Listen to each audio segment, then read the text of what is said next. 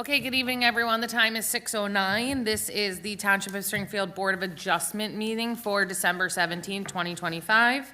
Adequate notice of the meeting was given in accordance with the Sunshine Law. Notice was published on October 23rd, 2025 in the local source, which is one of the official newspapers for the Township of Springfield for 2025. It was also posted in the Annex Building on October 24th, 2025. We will stand to please salute the flag.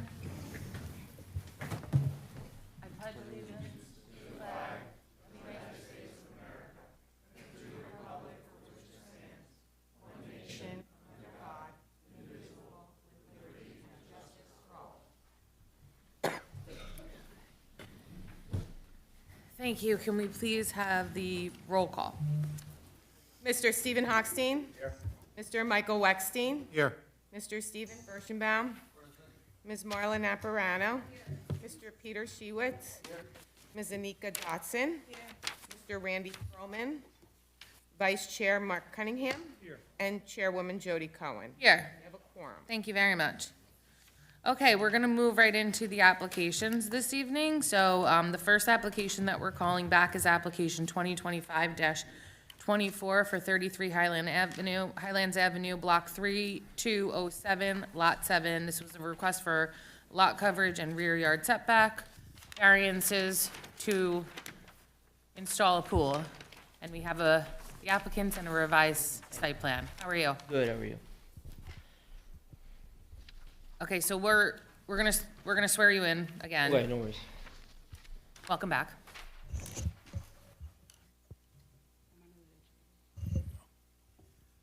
Please raise your right hand. Do you swear or affirm to tell the truth? Yes. Applicant, state your name, spell your last name, give us your home address. Andrea Prado, spell the last name you said, Prado, 1642 Oliver Street in Rahway, New Jersey. Thank you. John Bernardo, John, last name Bernardo. And this is the property owner, we had He only the speaks Spanish, so you can swear in his name. if you want. It's Urbano Prado and Prado. Does he speak English? No, he No. only speaks Spanish. Okay. Thank you. Do you want me to say the address? Last time we were here, we said we could speak on his behalf, and we'll explain everything to him like we were last time. That's fine. Okay, are we good? Okay, great. All right, so we asked you to go back and look at the placement of the pool. We see that you have a revised site Yeah. plan, so if you want to just come speak to us and present what you have. I mean, Is this different than what we have already in the Yeah. file? Yeah, this one. Oh, you sent it, you already sent, we sent it to, To the board secretary? Yeah, so Yeah. we have that. and then the only other thing that we have is when they bought the house, we have the original land survey, which has the original pool, and it kind of shows where the original pool was. Oh, okay, that's helpful. Was the survey in the previous? No, we found it recent. Okay, so we're gonna mark that. If you could bring that up, we'll mark that as part of the record. Yeah, so when they bought the house, this was provided to them, which was the previous, land survey report of the original pool. It's from 1987. 87 survey. Okay, so that'll be applicants 1.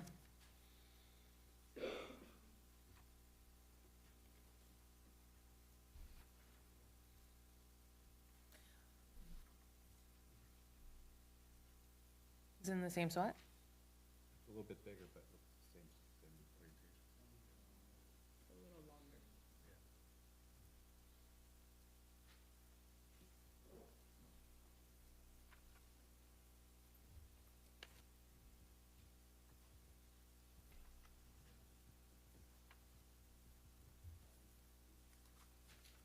So what are the revisions that we're looking at? We basically were just trying to place the pool further away from the neighbor's house. And that was originally the plan we had, but when we spoke to the zoning, he had recommended us move it for, we don't know what reason, so we went back to the engineering company, and they moved the pool back to what the original plan was, and then we were able to find that, land survey from the original pool, which kind of shows where the pool is gonna probably be in the same vicinity where it was originally. You guys wanted the house parallel to the house Yes. instead of the back wall. Mm-hmm. Exactly. You guys wanted us to move the, Equipment pad. yeah. So we moved it so where it would be further away from both neighbors. Yep. And then with this orientation, though, didn't we say that there would be a need for an additional Front yard. relief for having it in the front yard, correct? Okay, thank you. Madam Chair, I did confirm with the zoning officer. The zoning officer theorized that he probably told him the other alignment to avoid the front yard setback, so Got it. Understood. it all makes sense. Thank you. Okay, any questions from the board? Did everyone have an opportunity to look at review the survey? Great. Any- Yep, How far is it, I'm sorry. your mic's not on. Now it goes. Yeah, the pool, how far is it gonna be from your neighbor's property again? What is that? I can't read that there. Well, here's the pool, here's the Not sure property. like 8.9 exactly feet.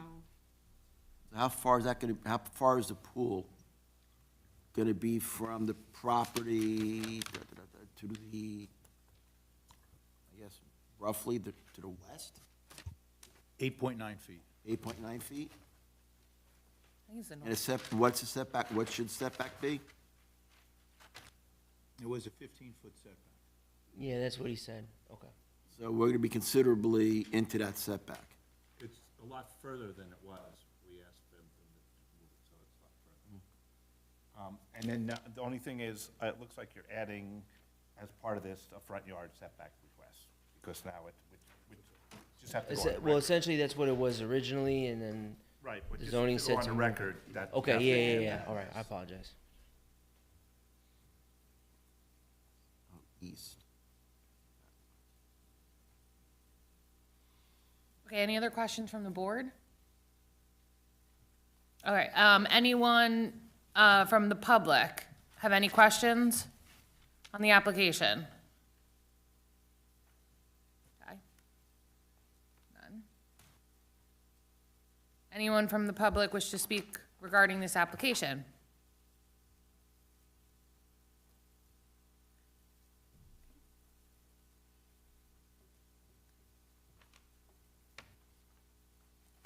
Okay, well, I'm in favor of granting the relief. I'm satisfied with it. I think that the placement is better than it was before, so appreciate that you went back to take a look at this and revamp the plan and move the equipment. So, I would be in favor of granting the relief that's being requested this evening. If anyone is in agreement, Bruce, you want to add that we're adding the, Yeah, I just, Mike, there is a mitigation plan that was submitted? Yes, drainage has been submitted and it's accepted. Okay, so the condition will be that they comply with the plan as submitted. perfect. I'll move to approve. Mr. Hochstein? Yes. Vice Chair Cunningham? Yes. Mr. Wexstein? Yes. Ms. Naparano? Yes. Mr. Shiwitz? Yes. Ms. Dotson? Yes.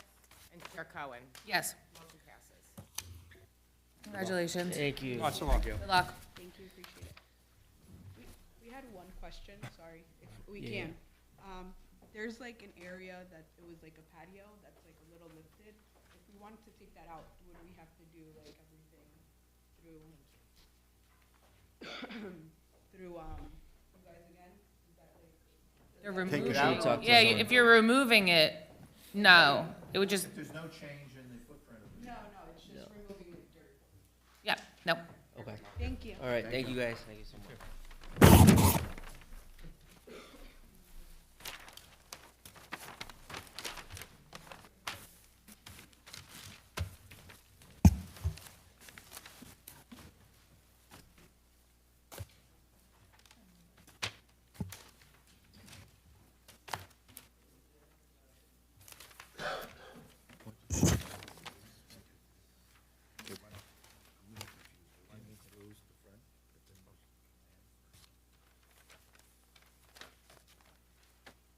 Okay. All right, the next application I'm gonna call is, application 2025-2360 Hawthorne Avenue, block 1203, lot 17.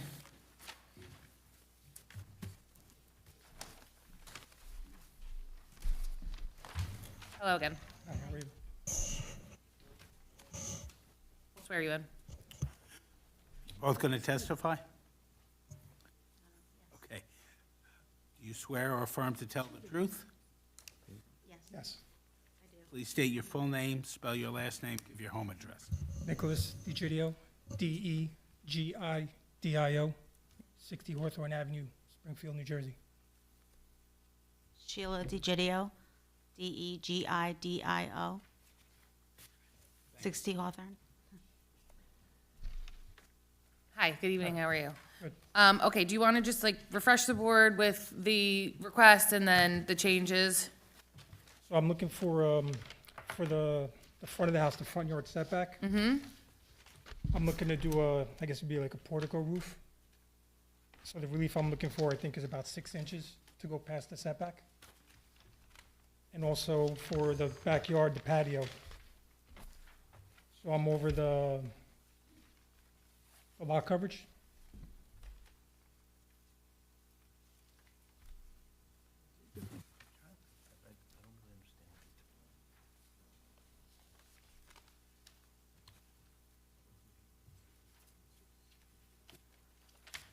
That I understand.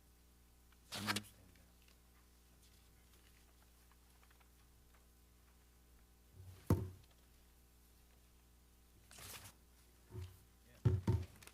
Do you have any drawings of what you're doing in the back? Because it's, What? just to understand this, you have a covered front entry and you want to enclose it. You're not making it any bigger, you're just enclosing the covered front entry? Yeah, do you have the, I don't know if you guys have the architectural plans? Oh, no. No. I bring it up?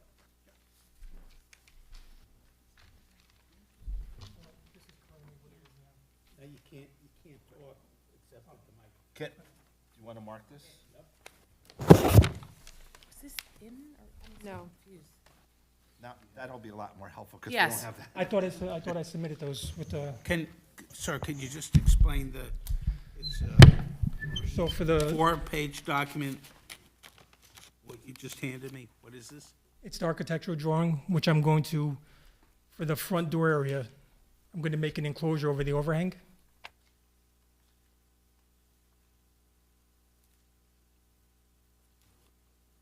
And bringing the enclosure, I'm bringing the front door out, closer to the front of the house. Because right now, the door is set back about 5 feet. So I'm going to bring the front door out, make an enclosure, I guess like an entryway, like a mudroom. And over the front door, I want to put a portico, a roof.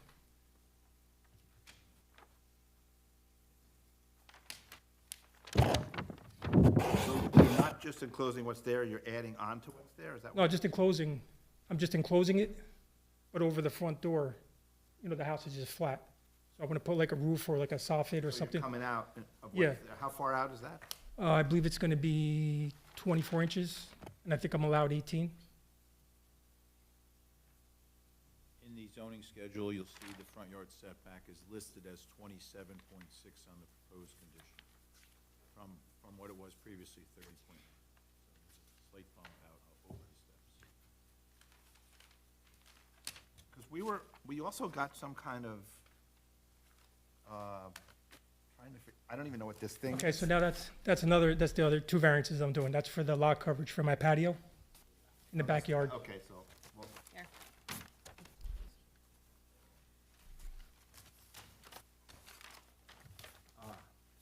so I see the roof that you're doing now. We didn't have that, so it was very confusing. Yeah, I'm sorry, I thought I submitted a copy.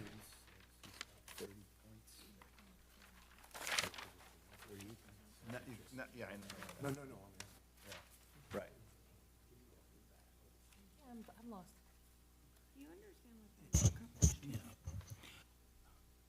What is the work that you're proposing in the back?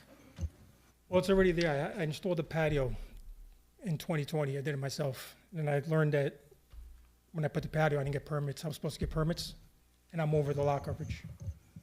So now I need to, I have to put a drywall drainage for the lot coverage. Did you discuss that with the Yeah. town engineer Yeah, that's the front page there, the ADS. of the, Front okay. page of the sheet. That's the chambers for the drywalls, for the water. If I might, I believe there's a technical issue here in that the application only mentions one construction. It doesn't mention the back. So anyone receiving notice would not have known that that was part of doesn't, the the application. application doesn't say, I think, please, sir. I think the application can't be heard unless it's amended and renoticed, showing the complete aspects of what they're seeking by way of variance. Even if it exists, they're seeking a variance afterwards. It needs to be in the application. Okay, I'm in agreement. Do you understand? I must admit, I and many of the board members were confused when Right. we read your application, because the application talks about the front yard and the portico, and then there were documents which seemed to deal with the backyard, but the application doesn't mention that. it doesn't say for lot coverage, the application? It says for lot coverage, but Right. it doesn't say what the construction is. Oh, for the Any patio. of your neighbors or the public reading this notice wouldn't know that you're also seeking variances in the backyard, Right, so that can't be heard by the board. okay. So you could either just go ahead with half the application and come back, or I I might as well, suggest yeah. you just revise the application to set forth clearly everything you've done or are going to do and all the variances, and then come back in January, so it can be all heard at once. Well, would I be able to do the one now and then come back for the other one? I mean, there's two separate jobs anyway. But the variance, you can't decide one without the other, because the variances are all wrapped up together. All right, so I just come back in January? Okay. Can I ask a question about your notice? Did it say, "and any other variances deemed necessary by the board"? I don't remember, I don't have the notice with me. Lot coverage, side, rear, and front yard variances for variances of section 35-1, requirements of the schedule of limitations of the land use ordinance of the Township of Springfield, also and other variances that may be necessary as evidenced by the plans now on file or as may be modified at the request of the board. So is that But what plans were on file other than the survey? Am I? Is that why the lot coverage is going to 48%? Yeah, because of the back patio.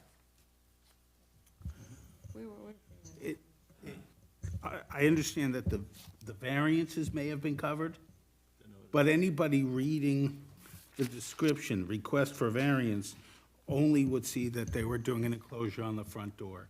And I think at best, is confusing. Yeah, it was confusing to me. So, Chair, my recommendation is that the board have a motion to table this to be brought back. Do we know the January meeting date? Okay. Bruce, he has to, Back on the Bruce, 20th. he has to re-notify though, correct? He has to re-notify. But you would still have to renotice because you're changing. So I just have to send out the letters again.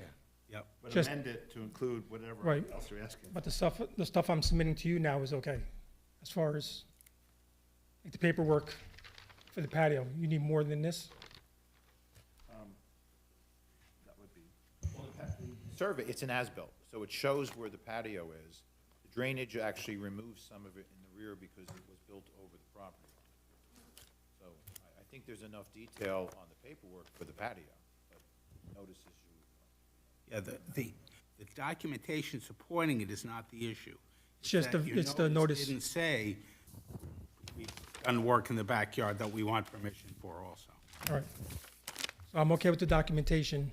I just have to re-notify everybody. You have to submit a revised application and then revise the notice to comply with Okay.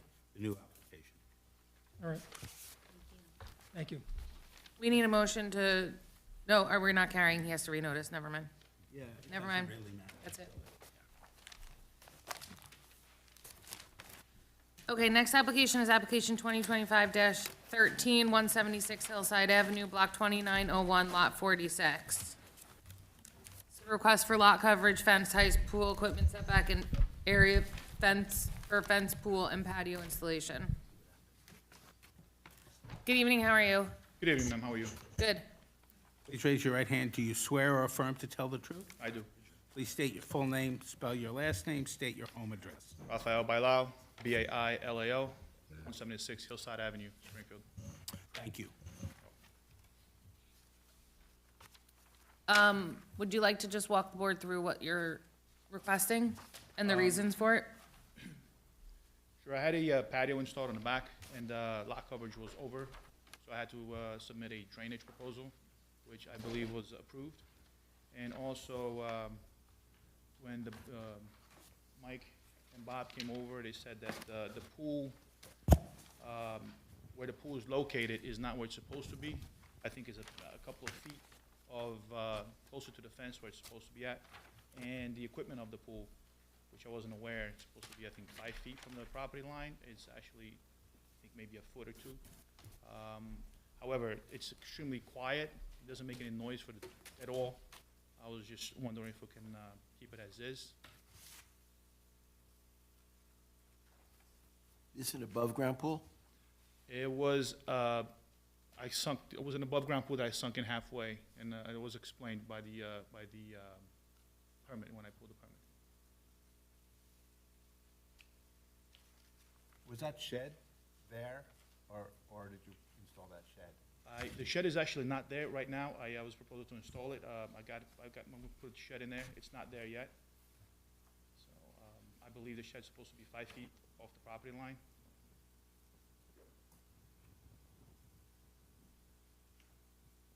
I mean, is it possible if, whenever I do install the shed, to keep it as where it is, where I marked it on the survey? Because, Generally, they want it 5 feet for fire, so that, Fire if there's a hazards. fire, fire department can get in there, and it's right, not right on the property line. So that's something that, you know, it's a safety issue.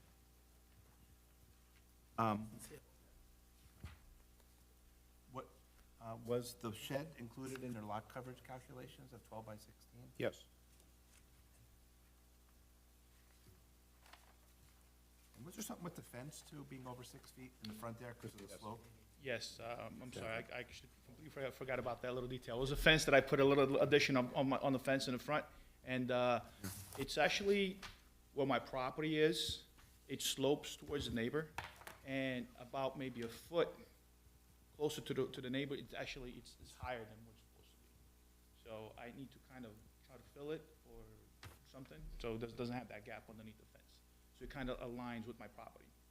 Because my property is level, and then right at the edge, it kind of slopes down a little bit. You can see that slopes down. Is there a reason why the part that goes back to your neighbors wasn't dropped down to comply? I was trying to keep it even. So I didn't want it to like look off. I want it to look Well, nice now and it's- straight. Now it's above your neighbor instead of. It is, but like I said, my neighbor's property is actually lower than mine. I was trying to keep it even flow with my property line. And what do you plan on doing, I mean, for safety? You know, somebody could easily crawl under there and get into the pool. What are you doing for safety? Right now is actually covered. I mean, nobody's gonna go back there because I have a dog. My issue that I have is the dog actually running out because I have 2 dogs. I have a pit bull and a little Maltese. The Maltese tends to got out a couple of times. My wife almost killed me, but they returned him. Well, you also have to think that one day you may sell the house and there's be another family there without a dog protecting the back, and you know, Right. there is a safety issue with I- somebody getting in there. I don't mean to cut you off. I propose to maybe fill in the gap a little bit, so make my property actually even, nice and flat, and we'll have no issues with that. We'll eventually just kind of fill in that gap. Possibly putting a retaining wall block, perhaps.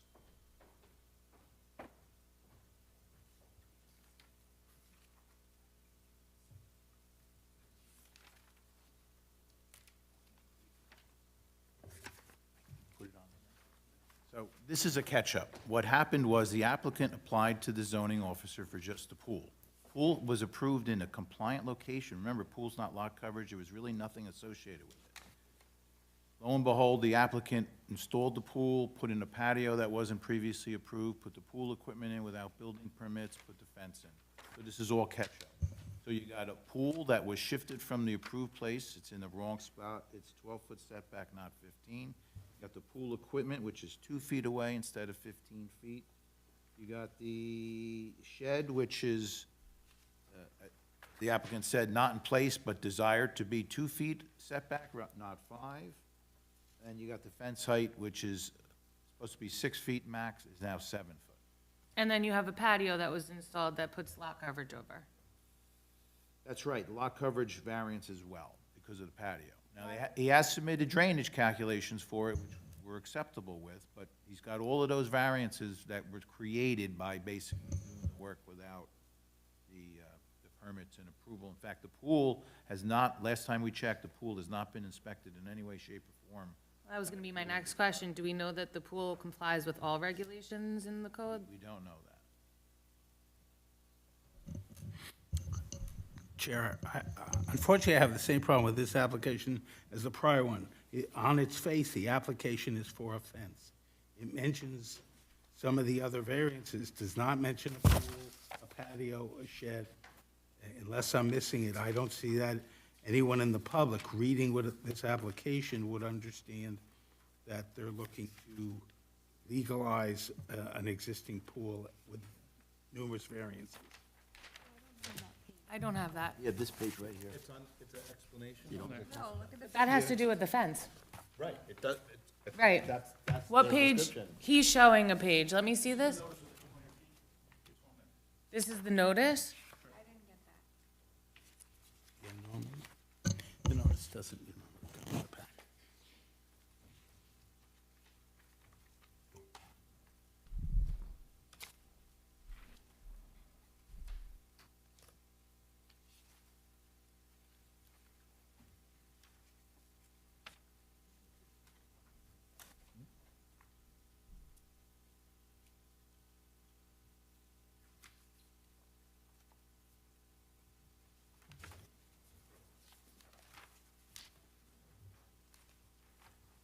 Sir, on your request for the variance, the page that you attach to it, all it talks about is the fence. It doesn't mention anything about the pool, the shed, patio, it just talks about you wanting to get a variance for the fence. So, Where's the see attached? I think I'm Right missing here. the no, I know, I think I'm missing the attachment. Besides that. Does that notice say anything about it? now, this just, It does. It says the variance are for height, lot coverage setback, and shed setback, and then it says for pool, fence, shed, pool, equipment, patio. That's what This is what was that sent was the notice. to everyone in. No, but with- there's nothing in here. for- Right, for the application, no.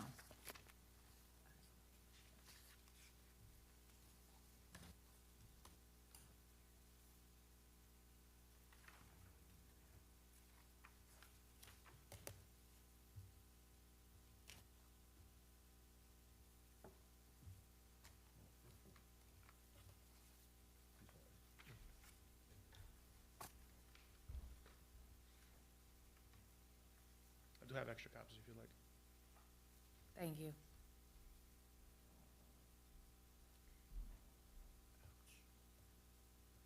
I'm gonna have to defer to council on this. Notice is a jurisdictional issue, so if he feels that notice is not proper in order for us to hear the application, then we're gonna have to move it. It's a little closer than the last one because the notice does have it. Right. But if a member of the public saw the notice and came into the zoning office to review the application to get details on what was being proposed, there are no details because only the fence is mentioned in the application. I think that there's a lack of proper notice to the public who may have come in and reviewed the documents as they are allowed to. And I do think it denies the board jurisdiction to hear the matter. Okay. I have a question. I mean, this was all done, I came up here and I asked, and this is my first time doing this. I was under assumption everything was done correctly. I mean, I don't know, what else do I need to do? Everything is in there that was supposed to be notified, everybody's supposed to be notified of what I'm doing. But It's all in there. your application does not mention anything but the fence. So anyone looking at your application doesn't know you're seeking approval for a previously installed pool or a shed or a patio. So But the application with the township, I did state it on the actual notice. No. I understand that, but this is your application that came before the board. The board has before it that you're seeking a fence variance. And any member of the public who maybe saw that notice and wanted to find out the details that came into the annex building to look at your application, all they would see is a fence application. They wouldn't know that you're doing anything in your backyard or looking for approval. Yes, the notice says pool, but it doesn't say what or anything like that. This board only has jurisdiction over items that have been properly noticed to the public and in the application. So the application has to be amended to include everything that was done in the backyard that you're seeking variances for. I don't think the word pool is in your application anywhere. I was charged for the variance applications. It has nothing to do with what you were charged for. You are responsible for properly filling out the application. Okay. And it's my recommendation to the board that that hasn't been done properly. So unfortunately, what our attorney is saying is that because of a deficiency in notice and the application, we cannot hear this right now until it is properly noticed and the public is fully aware of what you are requesting in your application. So in other words, I have to pay again to send all these letters out, to certified letters and all that good stuff. You don't have to pay the application fees again, but you have to amend the application and you do have to renotice. Can I also add, if and when you come back, personally, I'd like to see a solution for the fence issue with safety, and also the shed addressed as far as maybe moving that away from the property line, so it's where it's complying and you can eliminate one of your variances. That's just my suggestion. I appreciate it. Thank you. So if you were going to come back, you would be looking at January 20th to notice and have the amended information into the township at least 10 days prior to that. Okay, I'll contact Jen, and I guess. Awesome. Thank you very much. Thank you very much. Have a good day. Thank you.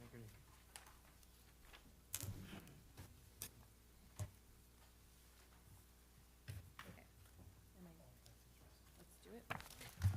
All right, the next application this evening is a continuation of application 2025-18, 37 Church Mall, Block 207, Lot 23, site plan, application with use variance. How are you? I'm very well, Madam Chairwoman, members of the board, Stephen H. Merman. Yes, we're gonna take a 1-minute break.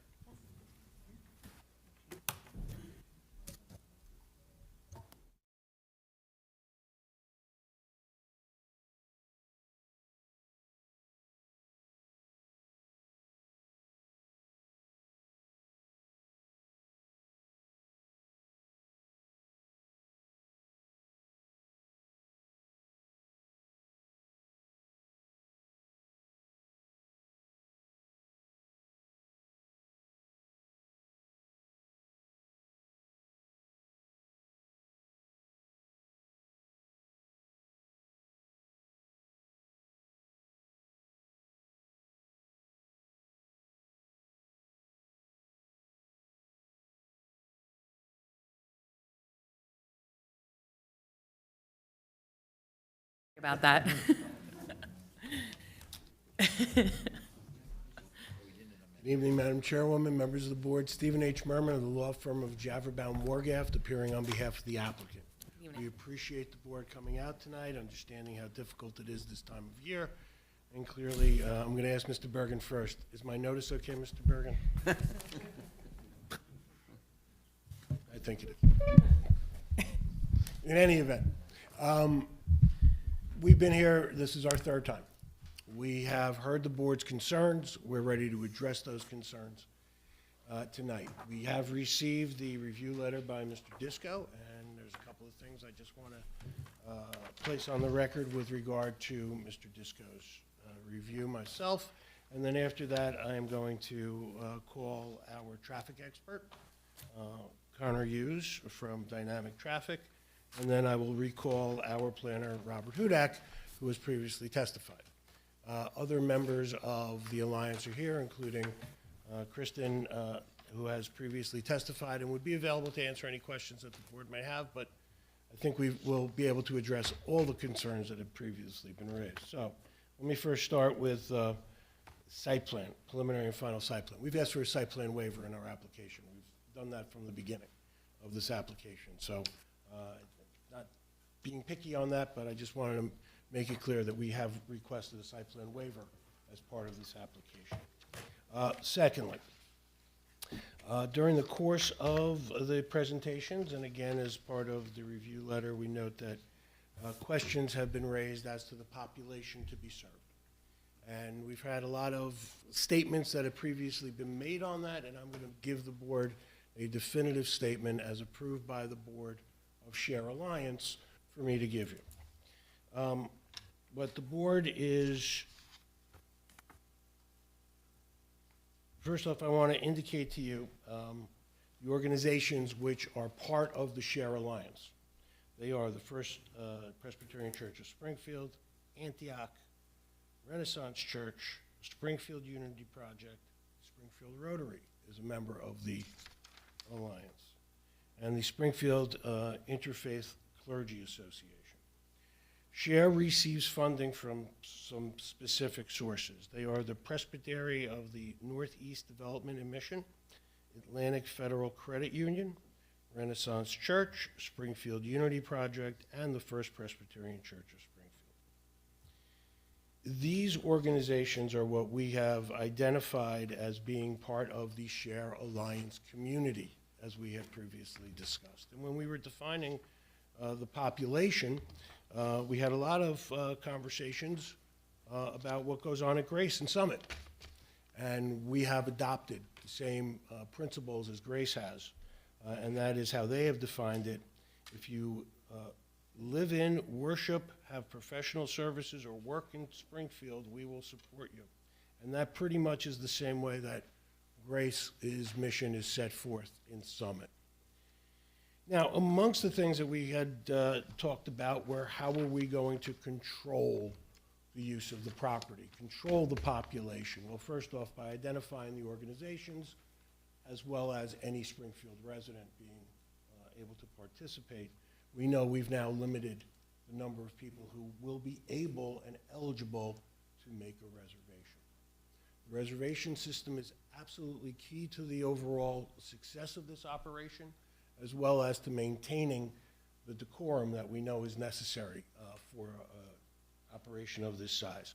Connor's going to address a lot of that. He's done trip counts, and we will show you all of that. So I do have some specifics on the reservation system, but I think that we're going to be going into the weeds on that, because the bottom line is this: if you do not belong to any of those member organizations or a resident of Springfield, you're not going to be able to make a reservation. The reservations are going to be limited in the manner in which you've already described to the board, how many reservations are going to be available for a particular period of time. So that is going to limit the number of cars, at least in stage one, that's going to be able to participate in the program for the limited period of time, 2 hours on Saturday, is what is being proposed. So we've limited the population, we've limited the number of people that can actually participate because of the reservation system. If someone arrives without a reservation, they are going to be turned away. If someone arrives or attempts to make a reservation and they are not part of the population that's been identified, Share is going to refer them somewhere else, because they know that they can't participate here in Springfield based upon the stipulations and conditions that I'm sure the board is going to place on this. Finally, one last item. The idea of what happens if there's a special event, a pop-up, let's say. We talked previously about the Community Food Bank of New Jersey being out and coming out. We talk about a turkey giveaway and like that. Fortunately, there's been the experience over the last several months, in fact, from between the time we were here and the time we're here now, that in fact there has been 2 specific events that were run with the participation of the municipality and the Board of Education. One of those was a food drive, the other was a turkey giveaway. The turkey giveaway was at the school property. Right? We would anticipate that any similar types of events, and we will stipulate to this as well, will not automatically be scheduled at this location. First off, we're only asking for permission to use this location for this limited amount of time that we have in our application. So any pop-up, any type of event that occurs, there will be a coordination with the municipality. It may be that we request with the municipality the opportunity to do it at this site, but it's either going to be a Board of Ed or a community municipal circumstance. There's not going to be any of those events without seeking additional review. Finally, with regard to the traffic study that we're going to present, I did reach out personally to both a member of the Traffic Bureau as well as the chief, and we have provided a copy of our traffic study that we're going to present tonight to the police department. We did not receive any feedback, and I don't think you guys did either. Mike didn't either. Mike did a great job of reviewing it, though, so we're okay and we're ready to go.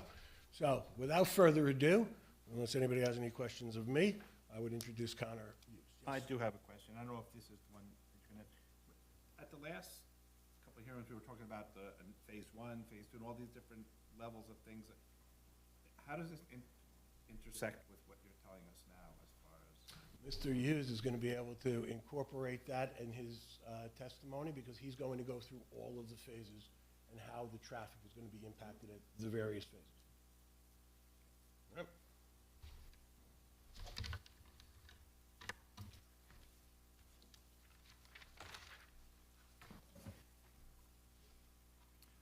Do you swear or affirm to tell the truth?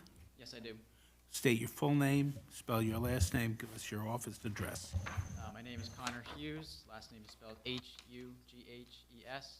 I work for Dynamic Traffic at 245 Main Street in Chester, New Jersey. Thank you. You can use the podium. You have much more stuff tonight. Thank you, sir. All right, Mr. Hughes, could you please give the board the benefit of your educational and professional background? Absolutely. So I'm a project manager at Dynamic Traffic. I'm a licensed professional engineer in the state of New Jersey. My license is still in current and good standing for about 4 years now. I've been qualified as an expert in traffic engineering at various other boards throughout the state, including the planning board here in Springfield. And I've prepared hundreds of different traffic impact studies for various land uses across the state.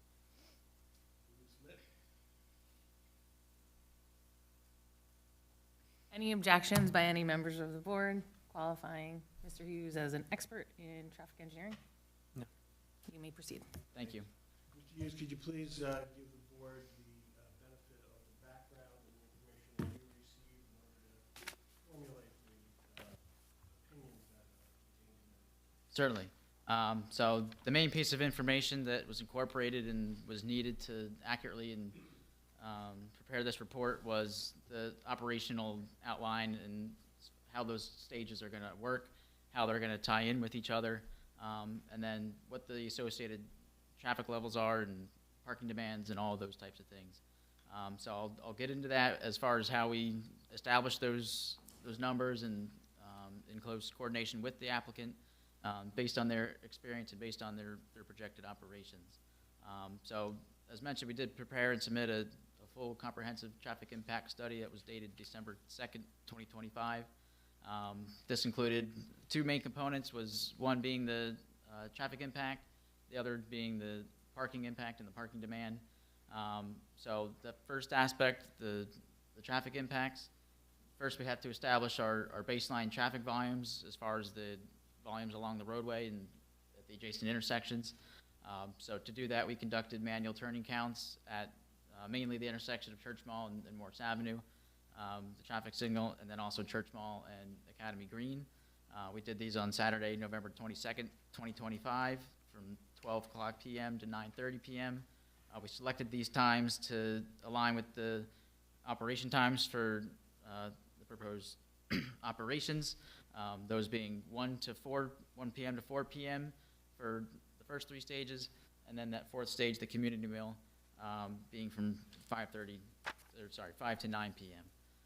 So again, those hours from 12 to 9:30 account for not only the operational hours themselves, but a little bit of time before and after to account for arrivals and departures. And with those count hours, we established we isolated 2 peak hours, one being what we're calling the Saturday midday, and then the Saturday evening. That Saturday midday is based on those first 3 stages, that 1 to 4 operating time, and then that Saturday evening would be that 5 to 9 operating time. So within those 2 periods, we isolated the single highest volume of traffic during any 1 hour, and that served as the basis for our analysis. So once we get those existing conditions, those existing traffic volumes established, now we need to project those into the future.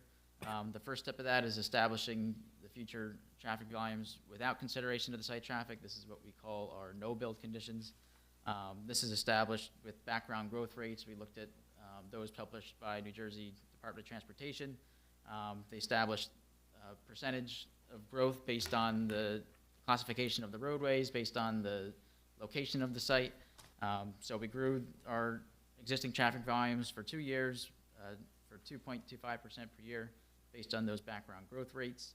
And then we also accounted specifically for the adjacent development next door, the 100-unit residential development.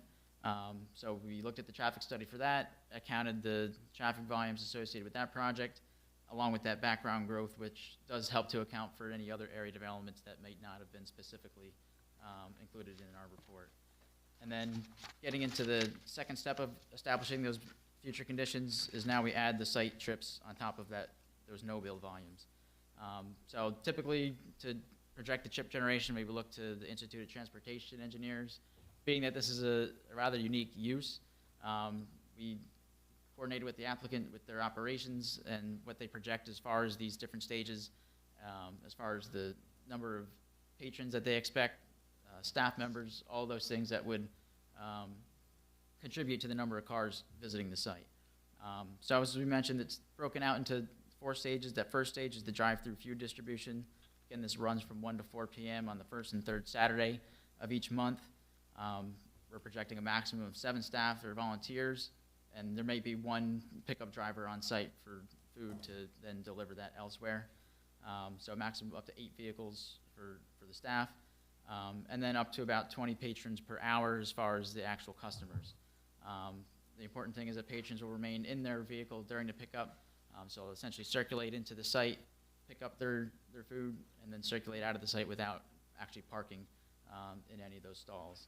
So moving on to the second stage, this is the cooking class. This also runs from 1 to 4 p.m., but on the second Saturday of each month, so it alternates between that and the food distribution. There's only 2 staff volunteers for this one, and then a maximum of 10 students per class. Moving into the third stage, which is the shopping component, this coincides with the drive-through food distribution. So this also runs on the third Saturday of each month, not the first Saturday, just the third Saturday. This would have a maximum of 3 staff and 6 patrons per hour with 2 at a single time. And then that last stage is the community meal, which runs from 5 to 9 p.m. on the 4th Saturday of each month. This would have a maximum of 10 staff. There are 8 tables, 8 seats each, so 64 total seats. Based on the ordinance requirement of 1 per 2.5 seats for the parking, we equated this to 26 parking spaces that would be occupied as far as the patrons are concerned at any given time. So that helped us develop the trip generation as well. And so you can see based on these various stages, and there's an alternating pattern of when these are going to be happening during each Saturday. They're not all happening at a single time. They're well thought out to make sure that the activity is spread out as evenly and as efficiently as possible.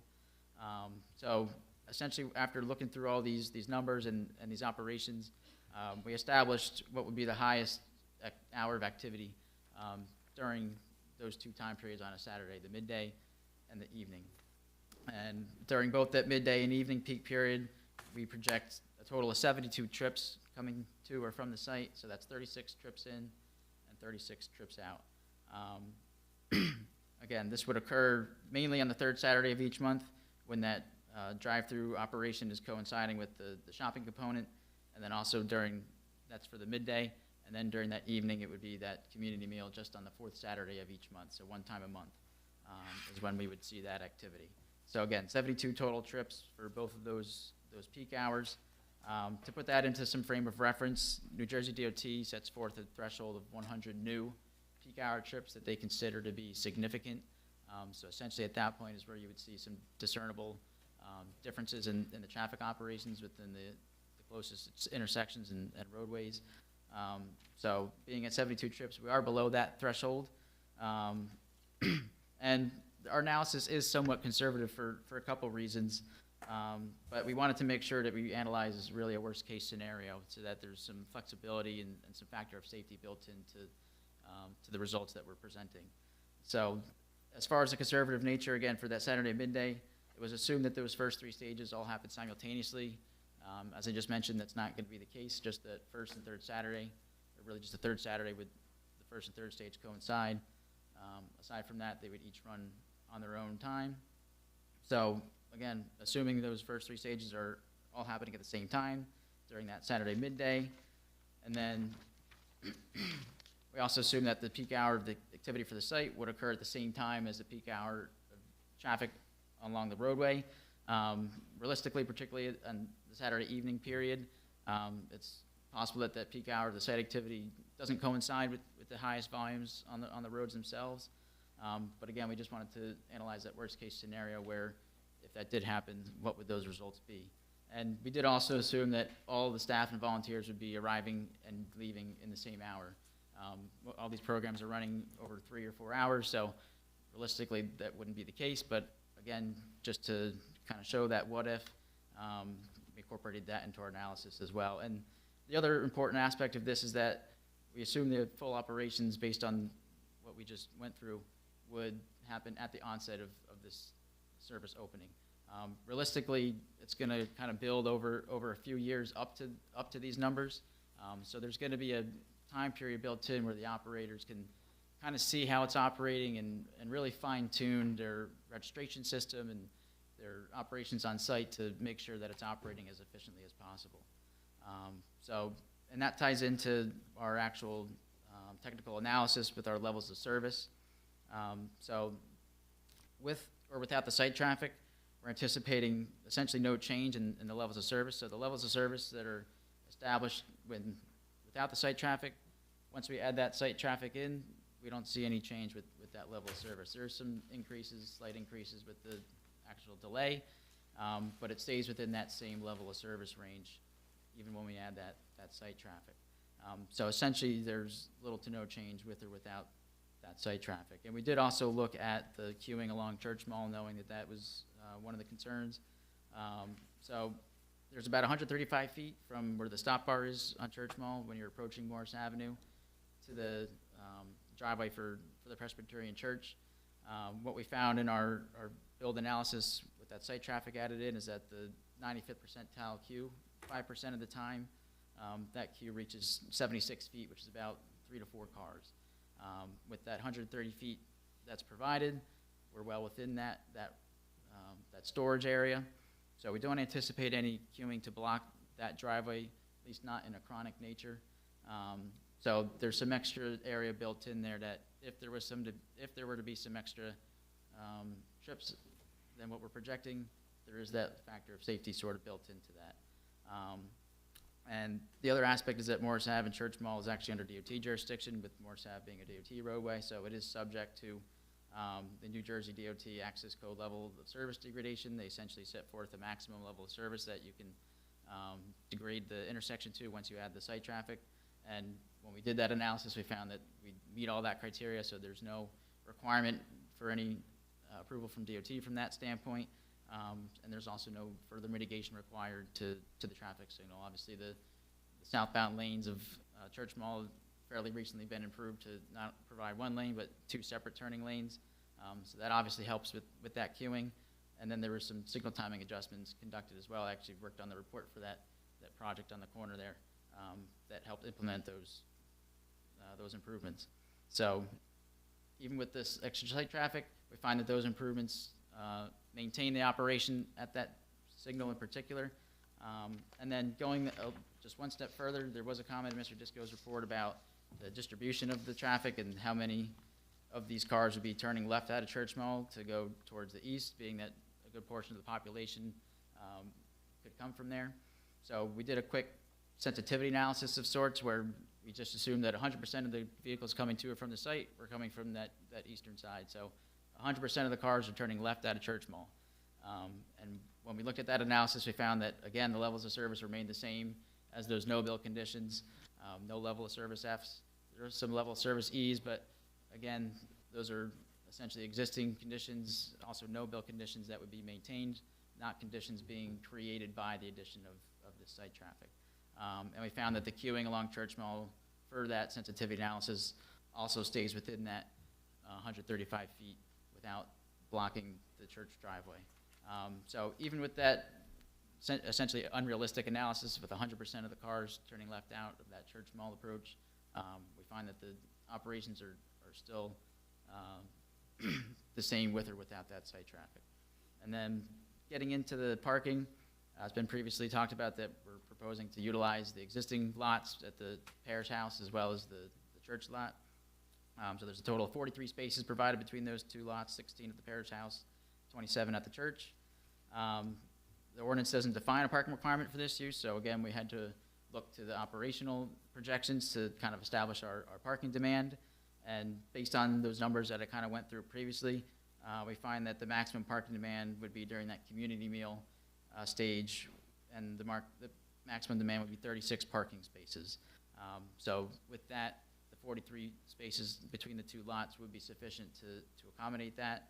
And those 36 spaces are likely to be somewhat conservative, since based on the ordinance of 1 per 2.5 seats, that likely includes some calculation for staff. We added the 10 staff on top of that, so 26 spaces for the 64 seats, plus the 10 staff members, gets us to 36 spaces. And again, this only occurs during that community meal on only the 4th Saturday of each month. And we do note that there is a number of ADA spaces at that church lot. Even discounting those 5 spaces and assuming that they aren't going to be used, that gives us an effective supply of 38 spaces. We still would have enough to accommodate that demand. And we did actually do some parking observations and some parking counts within those two lots, as well as along Church Mall during those same times on November 22nd from 12 to 9:30 p.m. And we found that in between the two lots, there was about 4 to 8 occupied spaces. This is consistent with some of the data that Mr. Disco previously provided and looked at himself. There was 4 to 9 spaces in that report. Only 2 to 4 of those spaces were occupied during that peak period from 5 to 9 p.m. for the site. So during that critical peak period, with only 2 to 4 occupied spaces, that gives us anywhere from 39 to 41 available spaces between those two lots, which again can accommodate what we project to be that maximum demand.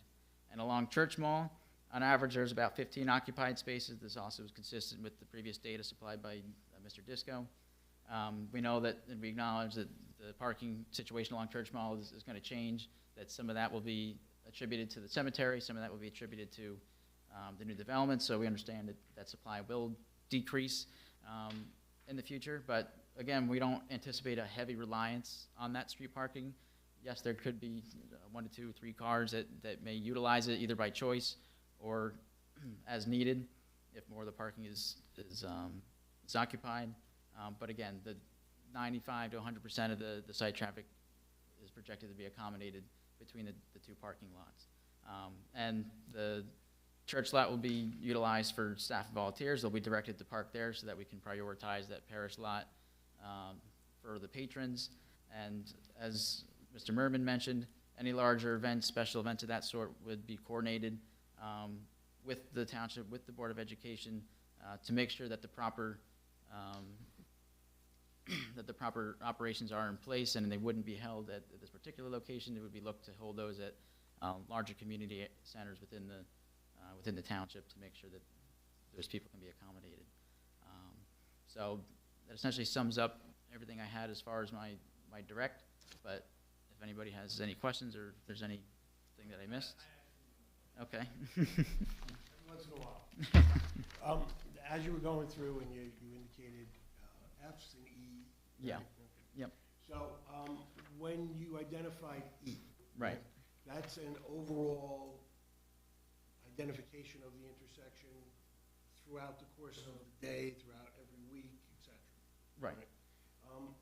During the observations that were made with regard to this study, Mhm. that intersection was observed. Right. Would your data indicate that at the times specifically that we've been talking about, that the intersection was operating at an E level or something better? Sorry, repeat that for me? Was the intersection during the peak hours that you reviewed, Yep. was it operating Oh. as you would expect an Yes. E intersection to operate, or was it Yes. performing differently? Yes, I would say that the operations mimic that of a level of service E condition. And when you indicated that there were times when it may be F, would you indicate, do you have any idea of at what point that would be during the course of the day, whether it be on Saturday or another day? Likely more during the week, during the rush hour times, 7 to 9 in the morning, 4 to 6 in the PM. There might be a period of time in the middle of a Saturday if there's some event going on that could happen. But generally speaking, those weekdays would be the more critical time periods. I don't have any further questions, though.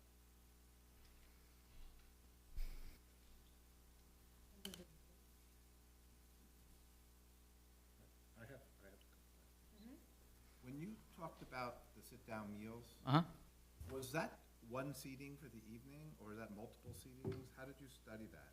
I believe there's going to be 2 periods, 5 to 7 and a 7 to 9, where there's 2 time periods that customers can sign up for, and it'll be capped. So my concern is, there's people sitting for the first seating, Mhm. their cars are parked, then the people for the second seating are coming in. What happens in that in-between period with parking? Have you considered that? Yeah, and that's essentially the case with any similar operation. There may be some overlap period. But again, those numbers will be, managed beforehand so that there will be that parking available during that overlap period. And we really just based the number of seats, we essentially maximized our analysis on the ordinance requirement.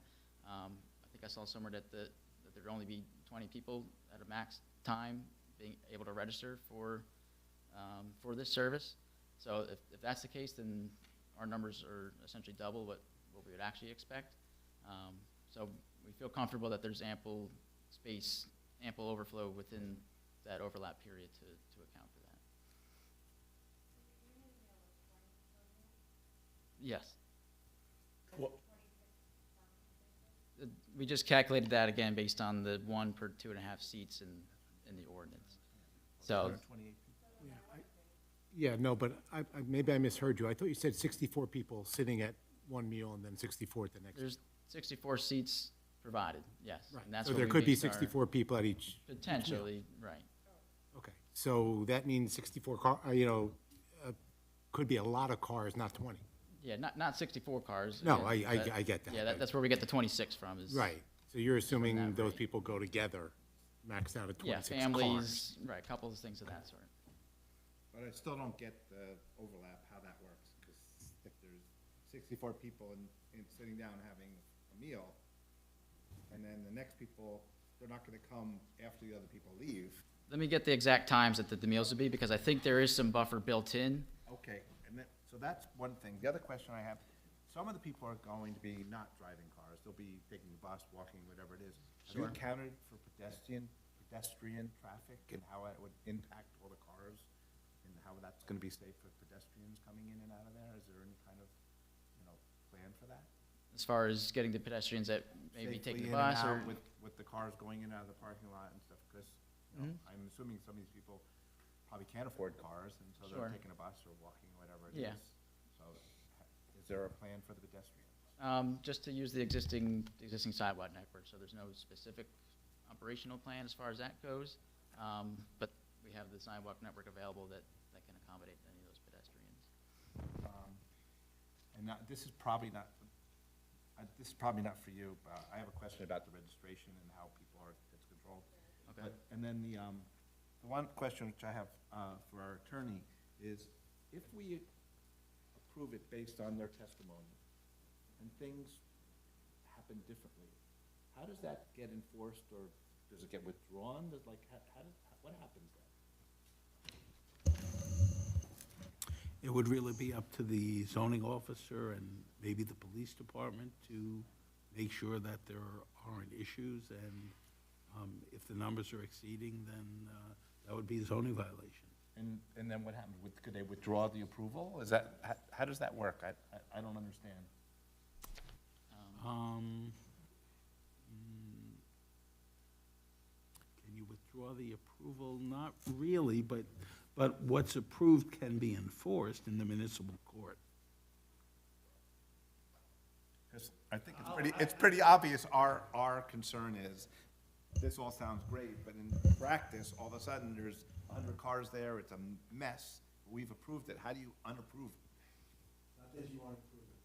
What happens is that the construction official, the zoning official, can go out to the site. They can cite them for the violation of the approval, at which point we would be in municipal court, in all likelihood coming back before the board as well to do that. This is probably how I spend most of my day, dealing with matters where people have found themselves in municipal court because they did not pay attention to the zoning requirements, as you've had almost every week or every month before you.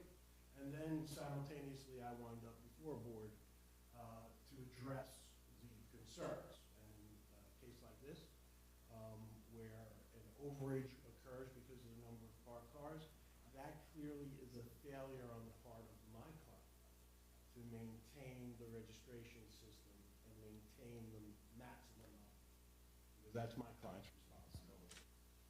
Anything that we've agreed to, and we've made a lot of stipulations and made a lot of statements over the 3 years, so I'm sure we're gonna reiterate that as we go further. One thing, and I just wanna clarify what, there is in fact a 15-minute period that's accounted for in our timetable according to the operations manual that had been submitted. The first session ends at 6:30, the second session doesn't begin until 6:45. So there is that time where you would anticipate people leaving and people coming back. The 64 seats, again, that's based upon square footages, how much area is permitted. We also are anticipating through this that we're going to be serving families, and serving a lot of families. This isn't going to be 2 people showing up. We expect that when somebody makes a reservation with 1 car, it's probably going to have 4 seats or 5 seats occupied at that time. What information do you have to prove that it is 4 people coming in 1 car? We don't. And Connor will go back into it because the projections that are being made are based upon both the known factors as we have them, as well as the anticipated program that we have. This community kitchen aspect of it, this is probably one of the most unique aspects of this program. Done a few of these, right? And nobody's wanted to do that, right? And that, I think, was one of the issues that came up the first time that this application came in, because when everybody came to me, I had visions of, imagine how this was presented, that it was a soup kitchen, right? This is not. In fact, part of this is to teach people how to cook for themselves as well with the materials that are being supplied. So that is all part and parcel of the program. But I will say this. We have proposed these numbers. If the board feels that this is over intense, or if the board feels that let's get this off the ground, let's see how it works, and then maybe we can come back in and ask for some additional seating on that phase, we certainly would be amenable to that. Because we do, and we are very concerned about the same things that the board is. The 4th Saturday of the month where you have the community meals from 5 to 9 or 5 to 6:30, they're not cooking in that time that you just mentioned, 'cause are they? I mean, you have an hour and a half to cook, sit down, and eat, would be They nearly wouldn't impossible. necessarily, they're not cooking their own meals. What I'm You in- just mentioned cooking, that's why. Right, what I'm indicating is that there will be demonstrations, there will be activities during the time of this meal to assist and further the program. And that has openings for 64 potential guests. He's shaking his head behind you, just so you know. Reggie, I can introduce Reggie, but Mr. Harris actually is the gentleman who has done all of the registration and all of that, so he can tell you how. You can't, you gotta come up, be sworn in.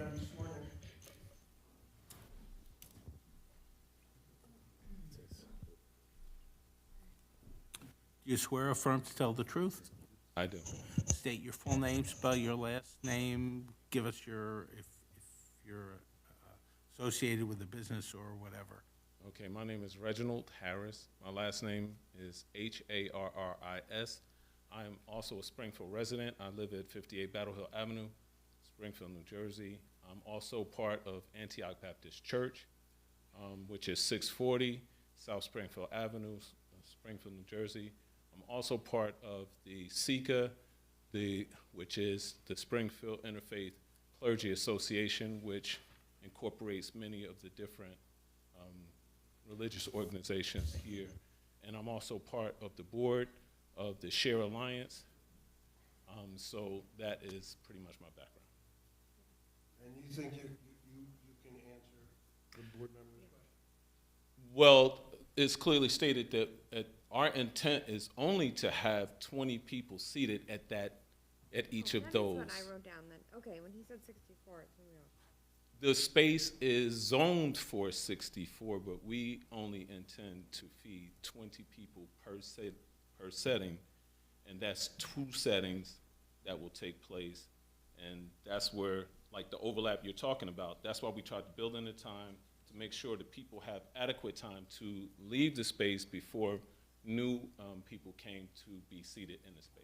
And you still have 26 spaces, so if there are 4 people per car, you're only talking 5 cars and you're moving on. We're good, okay. Yes. Can I ask you another question then Yes. while you're up here about the reservation system? So he had stated there's 20 patrons per an hour and they would remain in their vehicle. Right. Because So that and that's in phase 1 that we're speaking of, and that is the initial food distribution of the Share Alliance. So Right. we anticipate that it's going to be for for that hour, those 20 So there's patrons. 60 patrons total that you'll be providing bags of food for from 1 to 4 on the first and third Saturday of the month.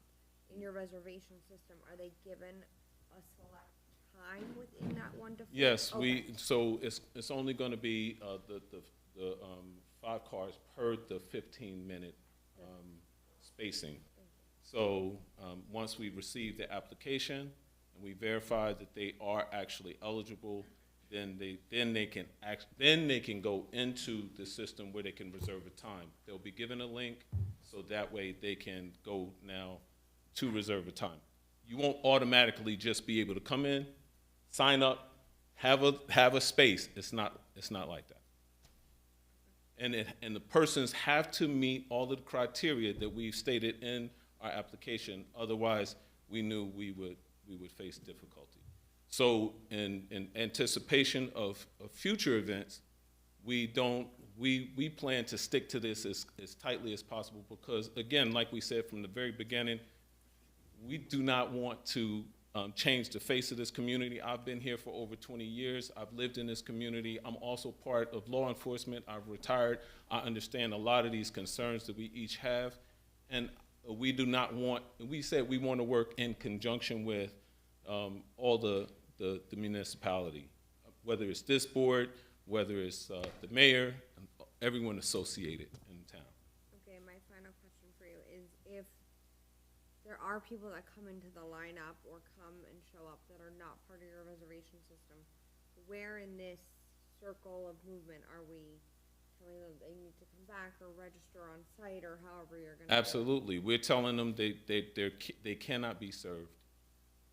And they would- Because we understand that is the major concern. So we've already discussed this among ourselves.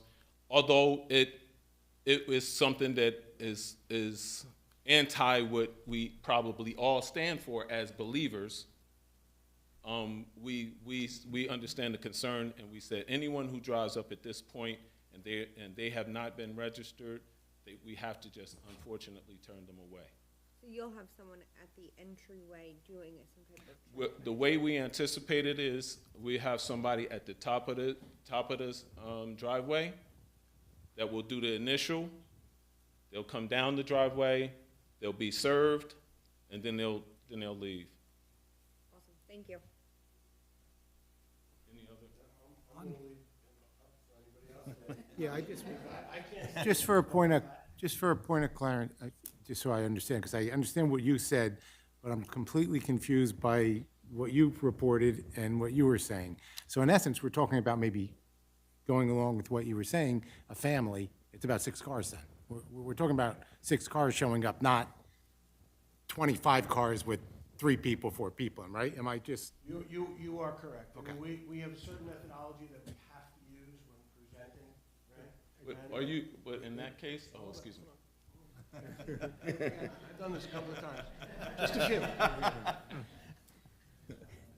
The methodology means that we have to go to the max, right?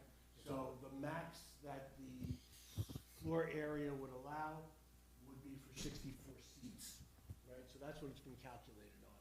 When we were talking in the generalities, we have indicated to the board previously, and we reiterated again, we are limiting.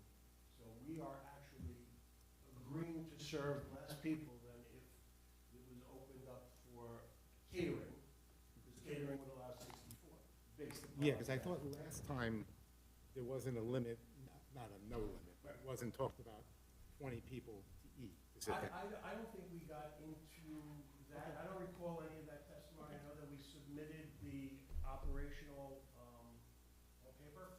Okay. And then Bob went over it, so I don't know if he actually made that statement, but we are stipulating now. That it's 20. 20 Is your plan to grow the community meal? Past the 20? Because I get you're saying 64, but in my mind, I'm still in the 26 parking spaces. Right, no, the 26 parking spaces actually are like the maximum limitation. I mean, Right, but if you do have a family of 4, you could take 64 people at your table. So You could, that's- and I think that we're indicating 20, but if we have a family of 6 instead of a family of 4 that we can serve, I think that we're gonna look at those children under a certain age and recognize that. All of that is fine. It's more of what the fellow board member was talking about is the concern of 20 vehicles. What our. That's what we're trying to. Absolutely, and we don't anticipate, and I think that's the crux of what Mr. Hughes indicated, that he's giving you the worst case scenarios, because that is what we have to look at in the future.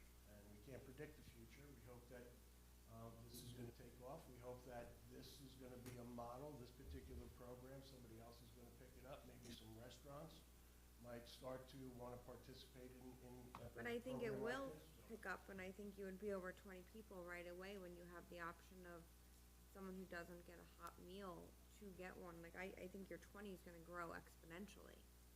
And if it does, we're either going to have to come back to the board to seek an amendment to our approvals, or we're going to have to seek a larger venue. Mr. Merman, the plan, as I understand it, calls for varying degrees of usage, the weekends 1 through 4. Correct. During the months in which there are 5 weeks, what, if any, is the proposed usage?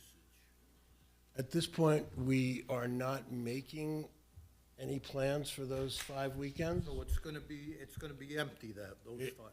Yeah, it may be empty. It may also give us an opportunity for the volunteers to come in and spruce up the place and do other things when that they don't do. an expansion, the expansion of the program as we are talking about it is not gonna happen. The only expansion of things that might happen is based upon demand again, right? Based upon who's contacting us, and you've heard the testimony from my clients' representatives before, that they also are concerned, like we had the conversation about the Jewish community. And what happens if somebody from the Jewish community and they don't have kosher food? Well, they're gonna make the referral over to Elizabeth, and they're gonna assist, and maybe even assist in actually getting the food from Elizabeth to that patron in Springfield, but not at site.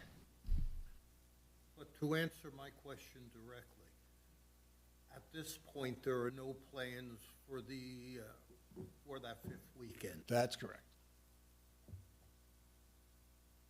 If you're doing a drive up, why are you limiting it to 20 patrons per an hour on the first and third Saturday? Our concern was very much the same concerns that the board had when we were having these discussions.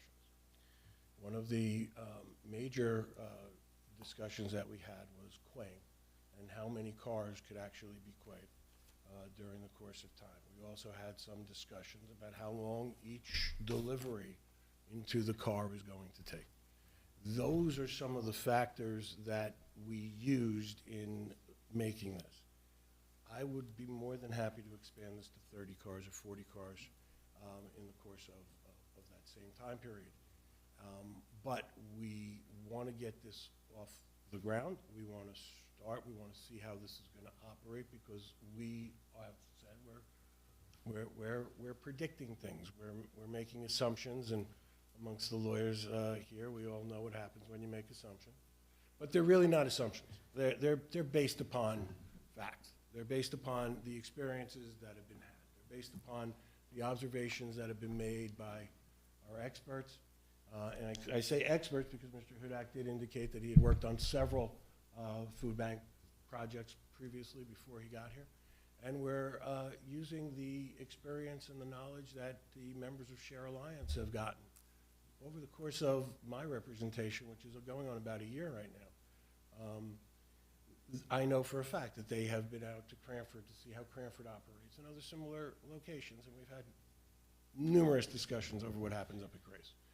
And that really is probably the program that we would most like to emulate, understanding that our scale has to be much smaller at this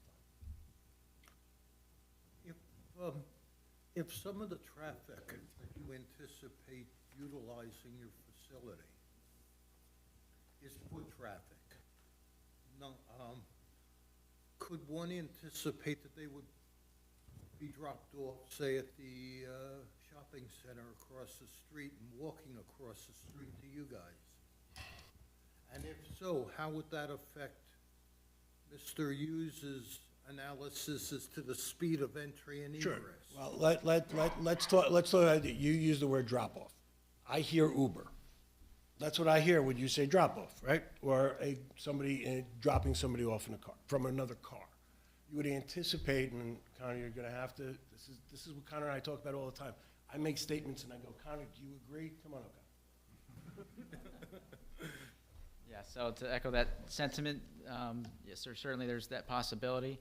If they were to be dropped off across the street, there's crosswalks at the traffic signal that could be utilized. There's some existing sidewalk along Church Mall that can accommodate those pedestrians. Would not the cars that are driving there have to slow up while people are crossing the street? If they were dropping off there, but if they're being dropped off at the parish house, they'd be driving up to there, presumably, to drop them off there, right? You're putting your location when you ask to be dropped off, so. We can go back to Mr. Merman's comments about, we all make assumptions, but, With that, you need a car to do the drive-through, correct? That, yeah. Right, so there is no walking in, yeah, so there is, I'm kind of going with what you're saying, yeah. Yeah, you don't want the guy going through the the Mac machine with no car. If someone was in that circumstance and through the registration system let us know that they did not have the ability to do the drive-through, accommodation. Could be made, right. I do have one last, and I'm sorry to beat this to death, because I'm reading the application. maximum of 20 people can register for each of the two seatings. Okay? 20 people can register. Does that mean that's one person, he can't bring his kids? He would indicate that 20 would include up to 20 total, right? And if one person has a family of 18, Right. they get 18, and then there's only 2 spots left, Okay, so, right? so it's a maximum of 20 people can attend, not necessarily register. It's not 20 That's, registered. yeah, that's. Okay. Do the members of the board have any other questions for Mr. Hughes? Okay, I'm going to turn it over to our professionals. For Mr. Hughes, just to get on the record, the Presbyterian Church has the school, on the Saturday time, 1 to 4 and 5 to 9, is Yep. the school operational. To my knowledge, no. The green time or the cycle time at that signal, can you just mention that? Because it's a very short green Yeah. time. That's my only concern, the left Yep. turn out. Right turn, people are probably gonna make the right on red, even though it's not Right. permitted, so they'll get out. So, I think the green time is very limited. I mean, I'm talking 6 seconds or something like that. And, how many cars can get out on a typical Yeah. signal sequence? Yeah, so it's 7 seconds agreed time, and there's a couple seconds of that yellow time where people could sneak through, and as we know, sometimes with the red time, that still happens, but 7 seconds agreed time, that's the primary piece of it, and the reason for that is that because it's a DOT, an NJDOT signal, they prioritize their highway, essentially, and sometimes limit that time to the side streets, in this case being Church Mall. Even with that case, again, we did find acceptable levels of service. As far as how many cars could be processed through there, and as soon as that light turns green, if everybody goes immediately, maybe 3 to 4 cars before it turns yellow, and then goes red. So if there was a queue of 6 or 7 cars, then those last couple of cars would have to then just wait for the next cycle. But I hope that answers your question. Yeah, and to verify also, I saw that there was a discussion about Academy Green two-way traffic, but Academy Green goes to Black's Lane, correct? Right. Black's Lane is a one-way off of Yes. Morris Ave, so you can go. So this is Correct. the only way out of the site. Correct. That's the only questions I have for Mr. Hughes. They're building apartments back there? Yep. The whole development. Have you taken that into consideration in your study? Yeah, we specifically looked at the traffic study for that project and incorporated their site traffic. So that's all been accounted for in our analysis.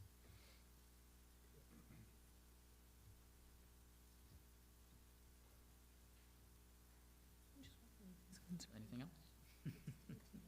Actually, Mr. Murman, I just want to confirm, are you saying there's going to be 20 seats for the community meal? We are limiting the number of participants to 20. So 20 seats? Okay. Mr. Hughes, what's based on, there's 16 parking spaces for the parish house, correct? Correct. Based on the maximum number of seats, what's the maximum number of seats that, with the 2.5 parking spaces per seat, could provide without requiring a variance? Actually, I don't want to put you on the spot, it's 40. Just 'cause I could probably calculate real quick if you need me to, but yeah, 40. Okay. So 40, so just with clarification, so based on the parking requirement, a maximum 40 parking spaces, 40 seats can be permitted in providing the 16 parking spaces on site. What they are saying is they have the additional parking for the church down the road, but per the requirements of the ordinance for parking, it has to be on site.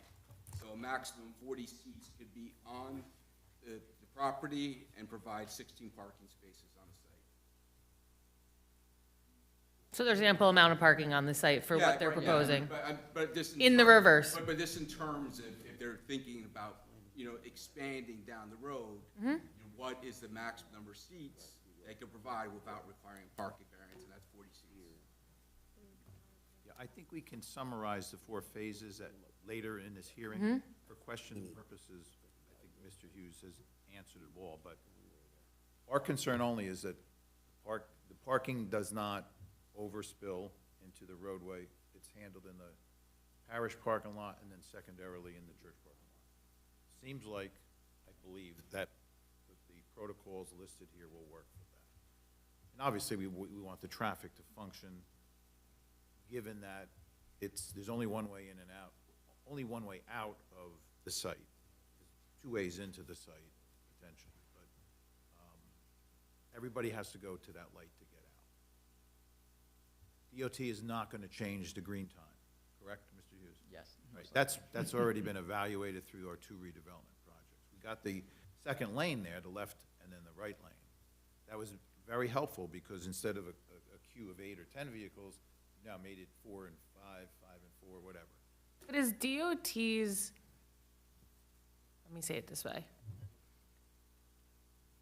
Is DOT's position based upon the anticipated uses that you presented in the redevelopment plan?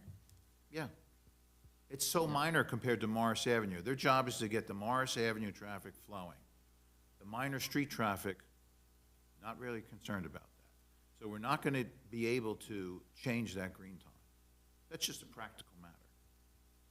My observations, when I've seen people, for instance, the drop-off at the school, or when the school people there, those people know you got 7 seconds of green time. When that light changes, they are flying out of there, but they know, they've been there, they're there every day. So there might be a growing pain, where somebody's gonna wait 2 cycles. It's a long, when you're waiting for the red there on Church Mall coming out, you're gonna get frustrated, but there's nowhere else to go. So, the numbers that they're presenting, again, from a parking perspective, are gonna work. Again, this is more summary later than the question for Mr. Hughes. I have a follow-up to my earlier question. Okay. I'm looking at a Google Maps over here of Church Mall. The housing at the building now is 100 apartments. Right. Plus there's Black's Lane, Senior Citizens Building back there also. There's basically, could be 2 ways in. Black's Lane is 1 way going in. Yep. And then you have Church Mall, which is 2 way. Right. Coming out, you only have 1 way, Church Mall. Correct. Now you've got 100 apartments being built, plus the Senior Citizens Black's Lane. So you can have all that added traffic trying to get out at a 7-second light on Church Mall. It doesn't take a lot of imagination to figure out that there are, admittedly, weekends, not during the week, but weekends, where it could get awfully crowded, people waiting to get out of Church Mall to wherever they want to go. And it's all within a realm of possibility that you get a significant traffic backlog on Church Mall, since that's the only way out from that area. Yeah. And we did take And that. Can I just, sorry, Go because ahead. I just don't want to lose this thought. And I think that goes back to what I was trying to say before, is that the traffic that is contemplated in the redevelopment plan is not the traffic that you're talking about if you put this additional use there, in terms of the DOT. Into his analysis. Right, so we have our projections for this particular site, with our site traffic. We have the existing traffic counts that we looked at that would account for any traffic with the senior housing. And then we have the traffic study from the new development that's still under construction that we incorporated that traffic into. So our future analysis looks at the traffic for our site, the traffic for that 100 units next to us, all the existing background volume, and then an additional 2 years of background growth on top of that to account for population growth, maybe other area developments. So that's all built in when we run this But analysis. you're still concerned about how quick the green is, that everything will queue there. I actually have a response to that. We are all familiar with the Jobs and Blue program. Springfield participates in that. I just had a conversation with my client. For the $200 an hour that Jobs and Blue charges, my clients we're going to get in contact with the police department. I've been trying to get in contact with the police department, as I indicated before. But this is traffic control. Traffic control is something that the municipality, that the police department can participate in for these types of events.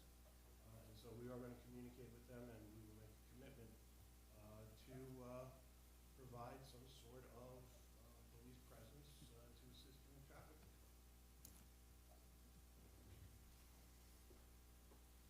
Thank you, Mr. Merman. And as a practical matter, on Sunday, when church lets out, the traffic's gonna be much more than this. So somehow it functions. Again, people may be waiting. If 70 people leave church at once, you're probably gonna get some people waiting 2 light cycles to get out. Very valid point. Saturday's And I gonna be think less everybody in the intense than department Sunday. should stay home and watch the roadway clear.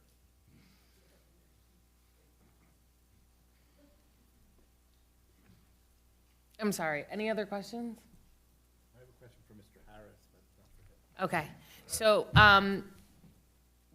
no other questions from our professionals. Any member of the public have any questions for Mr. Hughes?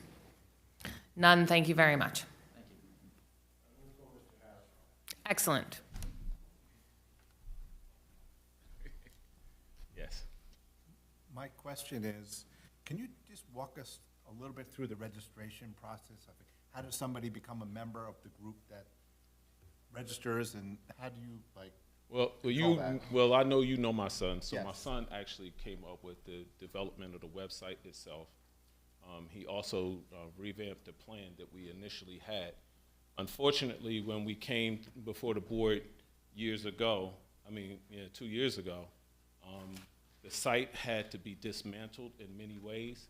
He actually had to, so right now he has a lot of the background information set up so that when we go live, it can be reinstituted. But what we did was, in conjunction with the pop-up that just happened with the Board of Education, we took a lot of learnings from that, combined it with what we had already experienced in the past in working with SUP. And we came up with an application that allows people to put all of their information in, and it establishes how they're gonna verify that they are a part of this community broadly. If they meet those criteria, we verify that paperwork, and then they are sent now to a link so that they can register for a time slot. And that's the only way to get into a time slot. So if somebody, what I'm wondering is if somebody outside of this immediate community decides that they want to participate and they join in, how do you prioritize people physically in this community as opposed to people that are outside of town that maybe can join your group? Well, if a person doesn't meet that criteria, then they wouldn't qualify at all. So are you- It's not a matter of prioritization in that case. I mean, are you saying versus a Springfield resident versus somebody who goes to one of the churches that are involved? No, I'm saying if somebody says, hey, they're giving out free meals in Springfield, I'm gonna join this group for the purpose of getting a free meal. How do you police that? They can't join the group. That's what I'm saying. They have to be a member of one of the churches that are participating. I see. So if somebody lived in Union but was a member of First Presbyterian Church here, right, then they would qualify, and that's what would qualify them, being a member of that church, which is a verifiable fact. Right. Okay, That's why I'm saying it's not a matter of priority in that case. It's whether or not you actually qualify. If you don't qualify, then that person would not even have access to register. You know what I'm saying? For a time slot. I understand now. But along with that, I'm just curious, because something you said, Springfield resident. So if they're not a member, but they live in Springfield, they will be denied? No. Okay, that's what I'm No, asking. no. Well, So Springfield is one of the, if the- you're a Springfield resident, you yeah, qualify you'll qualify. automatically. Okay, I just want to make sure. Okay. Yeah, and one of the things through the pop-up and through other distributions that I've been a party to, the truth is, even with this last one, we just did not have the flow.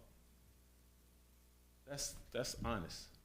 Right now, I go to Scotch Plains to get food for Springfield residents because they give out food because they get it from the New Jersey Food Bank right here in Hillside, which told them they should give to Union County residents So because we don't have one, I go there and I bring food back for people here. I do that every Wednesday. You know, I mean, it's sad that I have to do that. I mean, but that is the reality. Because there are people here in town that just do not have access to food, that cannot always go. And I have volunteered myself to go and bring food to those families, some of which are elderly in this town. One thing that was mentioned, I don't know which meeting it was at this point, was that by limiting the population, you could be hurting yourself with grants and certain food reception. Has that been addressed with the population you are going to? Do you see a limitation there, or where do you stand with that? We do see that limitation probably is still gonna exist because we know that we have to meet the standard of the board. That's just the reality. We already know the restriction is to get you guys to say yes, we have to pull back. But one of the things that we also noticed is all of the people who are donors even in town. If we look at the last distribution that just happened with the pop-up, it was all the Springfield residents. They gave all of this food so all of these people, 70 plus families in this town, could be fed. I just received food from, I don't even know the name of the group. If you go down Springfield, South Springfield Avenue, you cross over 22, there's a housing development right to the left. It's a gated community. Park Place. Park Place. I've finally met up with a young man there just this past Thursday. No, it's a different guy. It's a different guy. But their whole community brought truckloads of food to give away at the Warenko Park. They brought 2 trucks loads of food just from that one community, and all of the extra they gave to me so that I could continue to distribute amongst the people here that still needed food. So you do have resources. So we know that we have adequate resources. Not only that, we have people that constantly reach our website that want to distribute, to contribute. And it's a lot of people who do want to give. The question I have, and this is probably a softball question to you. You give someone food, how long is that food gonna last them? If someone comes on a Saturday, the first Saturday in the month, how much food do you give them and how long would you expect that to last? Well, that's part of the application process. So we have in the application how many people that you have in your family. Mm-hmm. So like we're talking about with the single car coming up, and if they have 5 children, or 7 people family, which we actually do. But then we try to make more of a determination to give additional food, because right now in phase 1, I know you guys have heard second Wednesday, third Wednesday, four Saturdays. That's not even where we are yet, because right now we're still in phase 1. We're only planning to do a distribution once a month right now. So but I'm saying this is how we are amping up so that we can go from a phase 1 to a phase 2 to a phase 3. A phase 1 is a simple drive-through pickup. A phase 2 is we start to incorporate to allow people to come in so that they can choose the foods they want. Right now, we're going to give people just what we put together, which most places actually do. That's how they handle it, because they don't know what these people actually eat. I brought pork to a family just this week that does not eat pork. But that's what they had at the food pantry to give them, so of course they rejected it, but at the same time, this is what I'm saying. It's just a matter of us putting the bags together and giving the food out according to how many people have made a claim. So if it's 5 people that we serve, we try to get more. In fact, that's exactly what we did with the pop-up. We served the pop-up.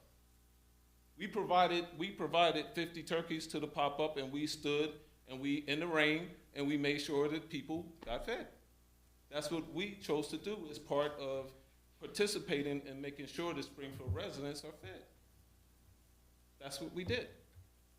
So this is to show our continued commitment to this. We haven't tried to drop this because we think it's a worthy cause.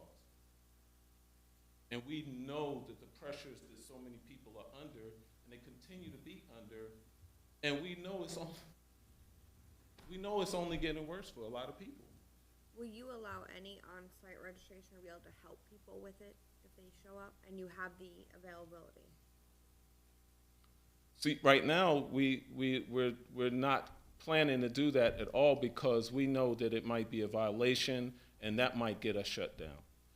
At Scotch Plains, the young man said that he told me, he said he knows of 2 of the pantries that got shut down because the town cited traffic. We do not want to be in that same situation.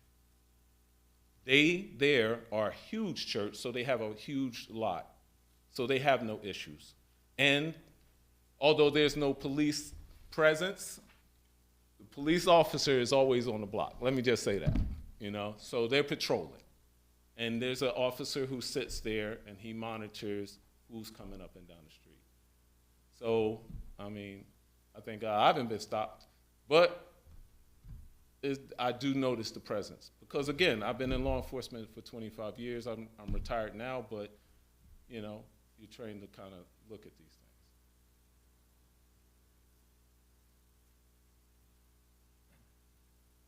Any additional questions? Any members of the public have any questions based upon what you just heard? Thank you. Thank you.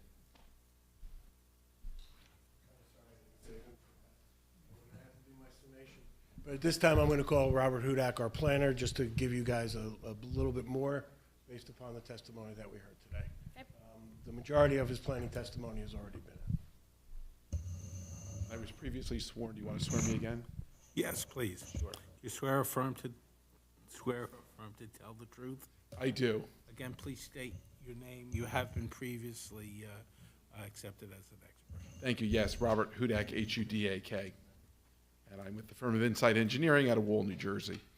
So I just want to summarize my testimony earlier because we've heard a lot of information over the past couple hearings, but what we're here for tonight is really for the D1 variance and for a waiver of site plan approval.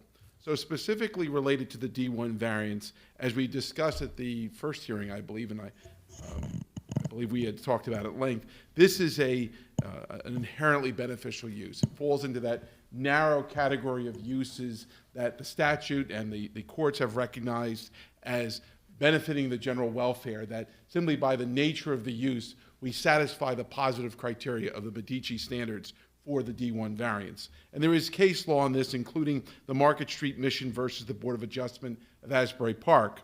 It is also codified in the statute, NJSA 5227D 281, about food insecurity being a beneficial goal of the community. Now, with respect to the other half of any variance, the negative criteria, the courts have outlined a balancing test called the Sika balancing test to determine whether or not the public interest is served versus the detriments. So first, we can talk about the public interest served, which I think is obvious here. The general welfare is served because we are serving the food insecure population of Springfield. Second is the potential adverse impacts, and we've heard testimony about traffic. We've decided to limit the scope of this use. It's not going to be a free-for-all. There are certain conditions that have been imposed, which leads to the second prong of the third prong of the balancing test, mitigation through conditions. We are amenable and willing to impose those conditions, such as limiting the number of folks that will be participating in the dinner segment of this use. And when you balance the interest against one another, really and truly, there is no question that the benefits of this use far outweigh any potential detriments. So with that, again, I believe that the board can grant the variance relief requested. Additionally, we're not seeking to do any construction work or anything else. There's no change of the site plan itself. Therefore, we're requesting the waiver of site plan because logically there is no change to the site plan and what's existing will remain.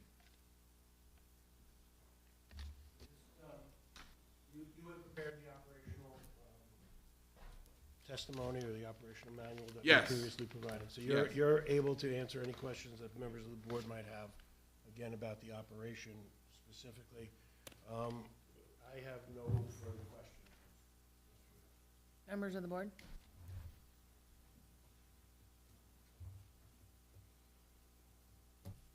Our professionals? Members of the public, any questions? Thank you. Thank you, Madam Chair. Madam Chair, before you open the hearing for comments from the members of the public, I just want, by a show of hands, is there anybody here who wants to speak in opposition to the project? While the municipal land use law does require that it be open to members of the public, many members of the public who are here tonight have already made statements to the board in support of this application. I would rely upon those prior statements, and I'd ask the members of the board, members of the public, when you have an opportunity to address, that you please keep in mind that the lateness of the hour and the time of, we really don't want anything to, we keep saying the same thing over and over, they're gonna say, all right, number. So, if anybody wants to speak, and that's usually not the applicant's attorney to say, so I apologize for stepping in. Before we get to opening it to the public, actually, let's do that first, okay. Let's open it up for anyone, any member of the public wishes to speak on the application, please come forward. Okay, we have none. I think that the testimony that you've heard this evening, as well as the information that we've provided, both in writing and through the testimony at other hearings, support the granting of the application. You've heard the legal standards as set forth by Mr. Hudak, which is one of the reasons why I hired Mr. Hudak, because I don't have time to write all this stuff down or analyze the cases as he does. But this is a inherently beneficial use. We believe that we've met our burdens of proof as to the negative criteria, and we'd ask that the board consider this application favorably. We do understand that there are some conditions that we've agreed to previously, and I certainly would participate as the board comments relative to those conditions, because we've indicated an agreement to most of the conditions that we've previously heard, but obviously if there are some additional ones that the board wishes to impose, we certainly would be amenable. Thank you. Thank you.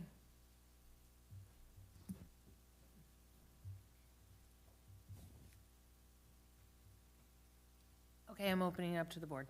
So if we were to move forward with this and it gets approved, in their documentation it said 20 patrons per hour. We would then provide higher numbers, so they would not need to come back in front of us if they went past 20 patrons an hour?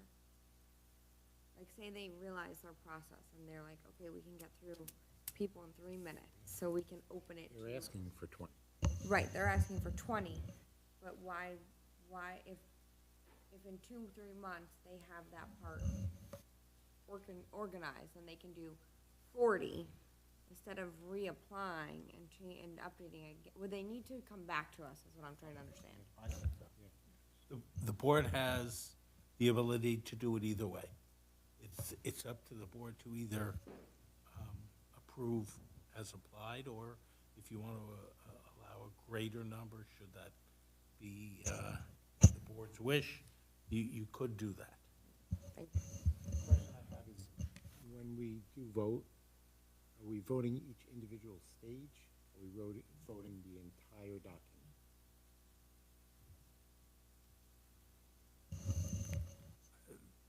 The application is presented to you as an application. Again, the board can fashion an approval if you do so in a way that you deem appropriate. Would you like to walk through each phase so that we have on the record what we're all looking for, and then work our way towards what could be potential resolution? I mean, I think that would be good. Yep. Okay. phase one. Madam Chair, would you like me to do that? Please. And I'm gonna take it from the Share Alliance operations narrative that Mr. Merman prepared after the August meeting. Okay? And they were identified as 4 stages, not to be confused with phased, but 4 stages. The drive-through food distribution, first and third Saturday of each month, 1 to 4 p.m. 7 volunteers. This is where they talked about 5 for 15 minutes, so you get 20 an hour. They're staying in their car, food's brought out to them, prepackaged, whatever's available, they get it. We've got 16 parking spaces at the parish house, 7 volunteers, 5 per 15-minute queue. It's gonna work, correct? Gabe, any disagreement with that? I thought we had talked about in the registration, they would be given a time slot as part of that. 15-minute time slots is what we heard, so they book 5 per 15-minute time slot within the hour. Okay, thank you. The amount of time was testified in one of the earlier meetings, and that, in this stage, they're not gonna be in that parking lot for a substantial amount of time. In other words, the food's inside, one of the volunteers is gonna bring the food to the car. They're not gonna be there for a half hour, they're minimal time, and then they circulate. Okay? That's the first stage. Now, just for point of clarity, they talked about agreeing for a police officer. Was that this? Where does that police officer come into play? I think Is that stage 1? I know we're not the other stages yet, but is that starting at? Mr. Merman offered that, Yeah. again, maybe as an initial period of operation Okay. to have comfort to the board. I think if you're gonna add that as a condition, you could certainly say, you know, let the discretion be with the police on that. Yeah, So it's not mandated. Okay. And then Yeah, if this that's is good. problem-free, then it's not forced. It's not needed then, is Right. the case? $400 Okay. a day that could go to better cause. Yeah, got it, okay. The second stage is the cooking class, the second Saturday of the month, so it's not coinciding with the first stage. 2 volunteers, maximum students of 10. So 12 cars max. If every single student drives individually, parking's gonna work. So they're gonna teach them how to prepare, cook a meal that's healthy, et cetera, based on the testing. Any questions on that second stage? Third phase is the shopping component.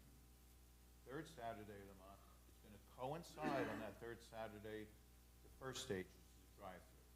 So now people will park and enter the building to choose their food, as opposed to getting walked out the prepackaged thing.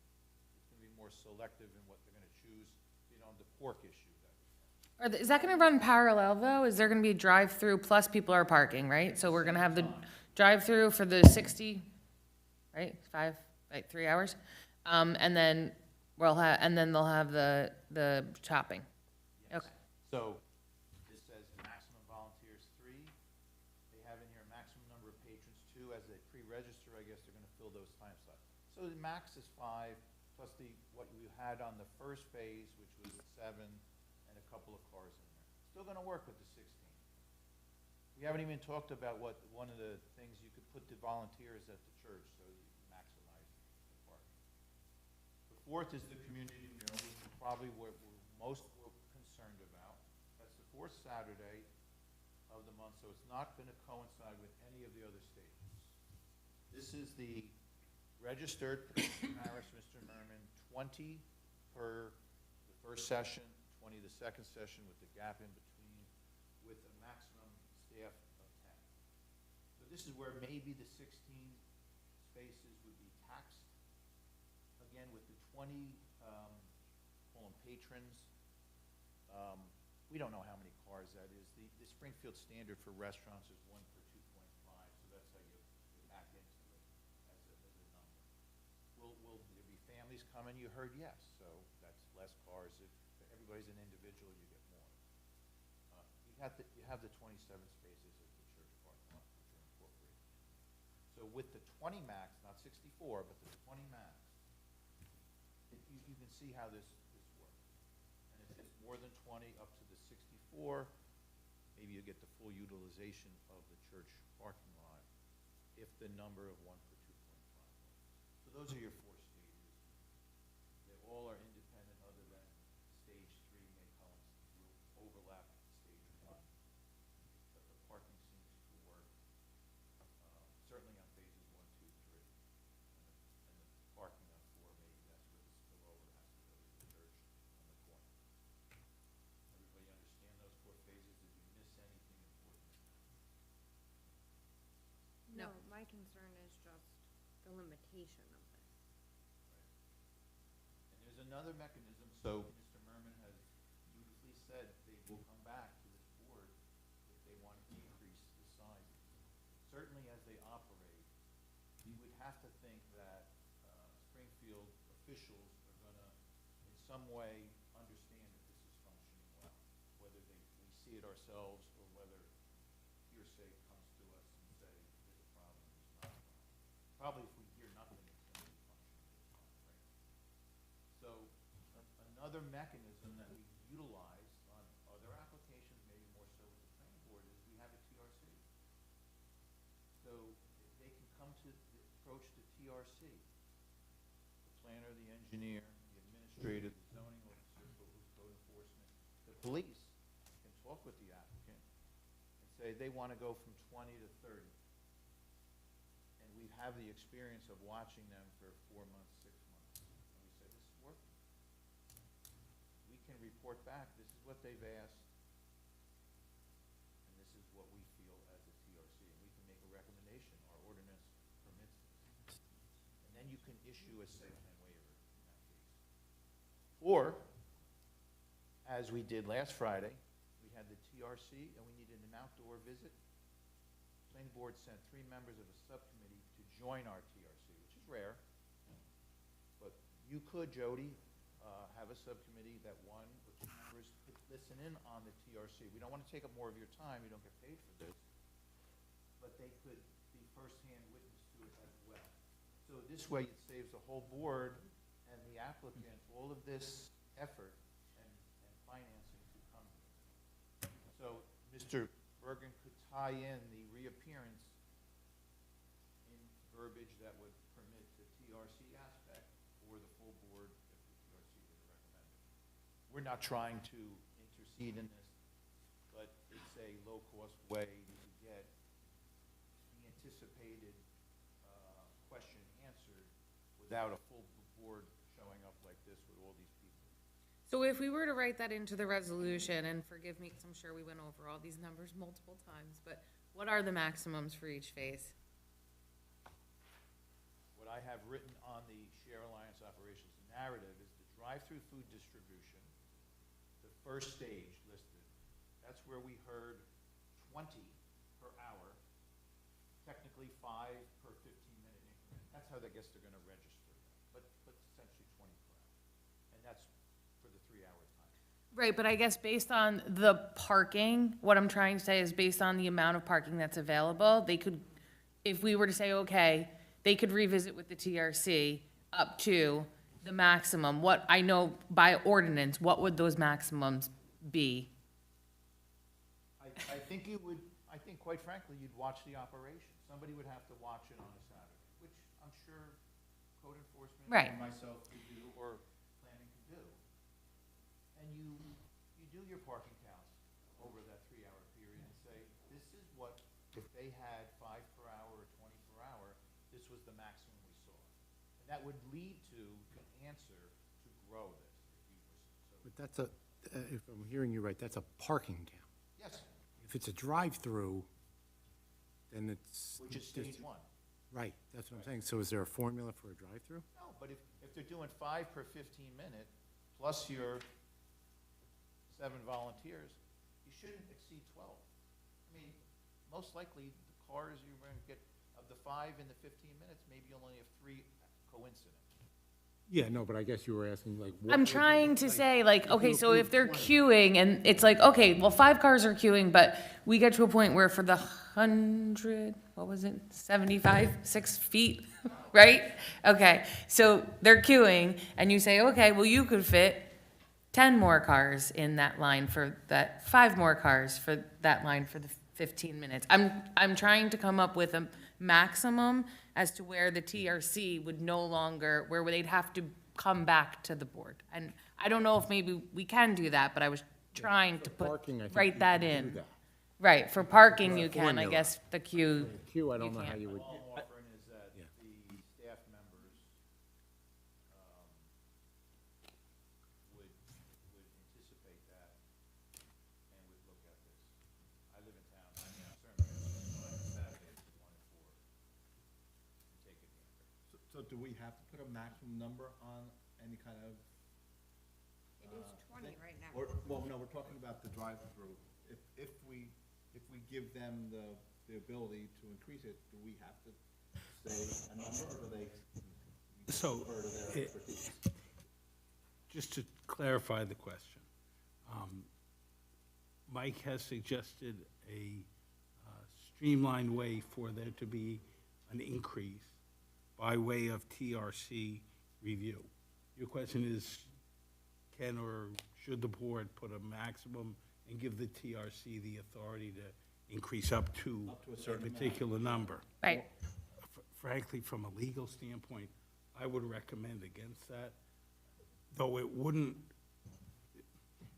I would rather see this board get a recommendation from the TRC and vote on it without the need for a formal application or a presentation, but that way this board is in fact voting on the increase rather than giving the TRC that authority. Okay. It doesn't have to entail all of this, it would just be, the applicant goes to the professionals, they review it, send a recommendation to this board that can then be voted on at a meeting. I've been here a long time, and I've never had this process, I didn't know how the process worked.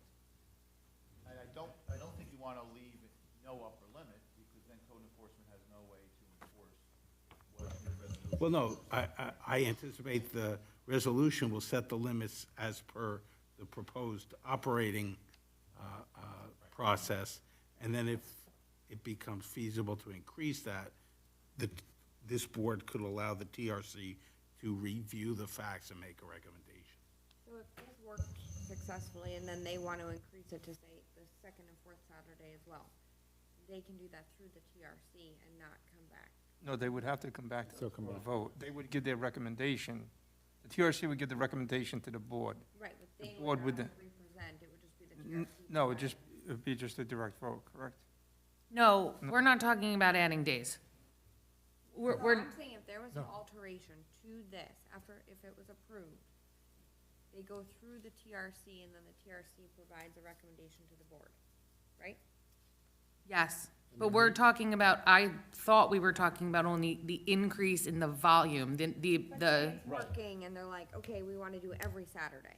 that would be different. Right. No, we're talking about if they, at the meal, they decide that, you know We what's want working 40. well, let's put 35 people here, and based on our experience, can we add people? Okay. And then also, with regard to the word drive-through, is that do we have to call it something else since a drive-through is not permitted in town? I think we already discussed this, right? It's a not-for-profit, so. So it's a- Right. It's, yeah. We addressed that. Drive up, Open the door. really a drive up. We addressed that. Yeah. So if we move forward, we're moving forward as is with the TRC caveat. Correct? If that's what we want, yeah. I'm trying to give Marla, Thank what you're trying to anticipate, I'm trying to give you a mechanism that's easier than the cut and dry. Doing all of this. Full board application. Okay. Yeah. I'm in favor of that. Because I think what's gonna happen is if it doesn't work and there's a backlog and it goes down Morris Avenue, okay, that's gonna have to be addressed. If it does work and registration and boom, boom, boom, they're moving along and they have the food and bandwidth, they're going to look to increase it. And experience will bring efficiencies. so Exactly. They might be able to, But to that point, let's say, based on these numbers, it doesn't work, there's too much traffic. Does the board have the right to decrease these numbers? That's something to consider too. I mean, is it police determination that there's too much traffic based on these numbers? I don't know, it's a thought to have. Did you say, Bruce, that we can't rescind it? Yeah. Right, Like, but it's oh, an enforcement thing. More than 20 cars. Yeah. I could be wrong. Madam Chair, may I participate in this conversation? Yes, you may, Mr. Merman. Thank you so much. I would anticipate, based upon the suggestion of Mr. Disco, that we would be making an amended application. We would have to formally file an amendment to our application for the increases, based upon what you all have done. Based upon the TRC process, then, we would present our data to the TRC on our amended application. The TRC makes recommendations to the planning board, makes recommendations to this board. So in essence, it becomes an administrative approval, but it still has to come before the board. So we can live with we put these numbers on, we put these limitations on.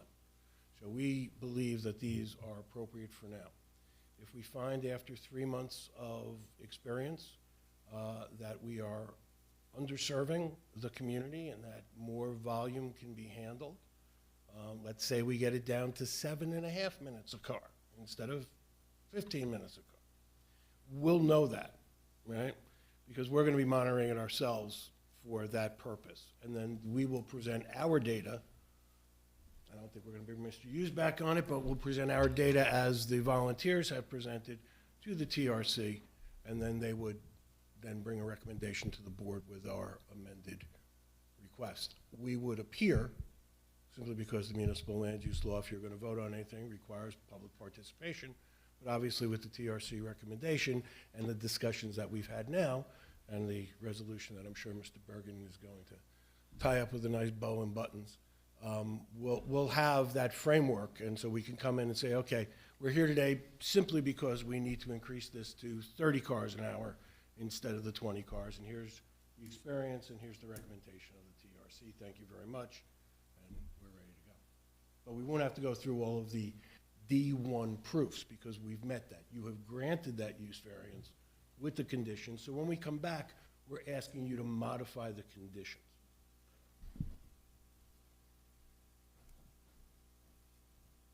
Okay. Are there other limitations? Oh, there are other limitations. Are we putting those all into the record right now? I'm not sure that I can. I don't, there've been a number of restrictions that were discussed. Some of them don't apply anymore because the process has changed. I will go through the record, and they will be in the resolution, and the board can at that time adjust the resolution if any of the conditions are missing or if any of them the board wants to remove. I know we don't normally do it that way, but this has been I just think most importantly, right, and I know obviously this was part of today's discussion, is that we are limiting it to the Springfield residents and the members. And that will have to be part of the resolution. yes, that was put on the record today, and that will be a condition. There was no large delivery trucks, and there was no delivery on Saturday. Mm-hmm. Yes. I guess here, right now, is there other limitations that the board wants to make sure that are noted on the record, in case they weren't made part of the previous hearings? I can give you one that we would like to make sure. With regards to the officers, that's gonna be what we get the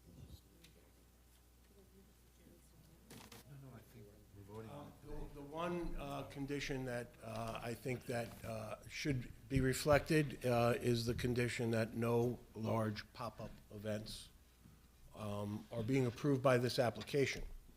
And that if there is a request for a large event that goes outside of the scope of what we have gotten approved, that we will either need to make application to the municipality through the event process, or we would have to come back before the board. But if we do an event there at the site, it will require us, if it's going to be a pop-up, to get the approval of the municipality, as with all other similar assembly type of events.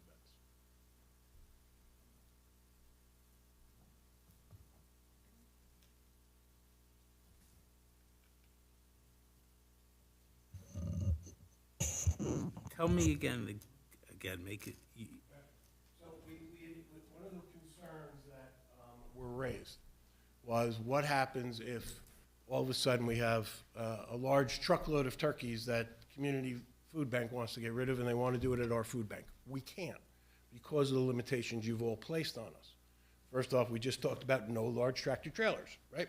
So if that type of pop-up event is going to be done by the Share Alliance, it's going to be coordinated with the municipality and/or the Board of Ed to use their property and not this property in Would you have specific. enough notice for that, so that you? Oh, we would. Okay, I'm like, I don't want you turning that away because of this situation, like this.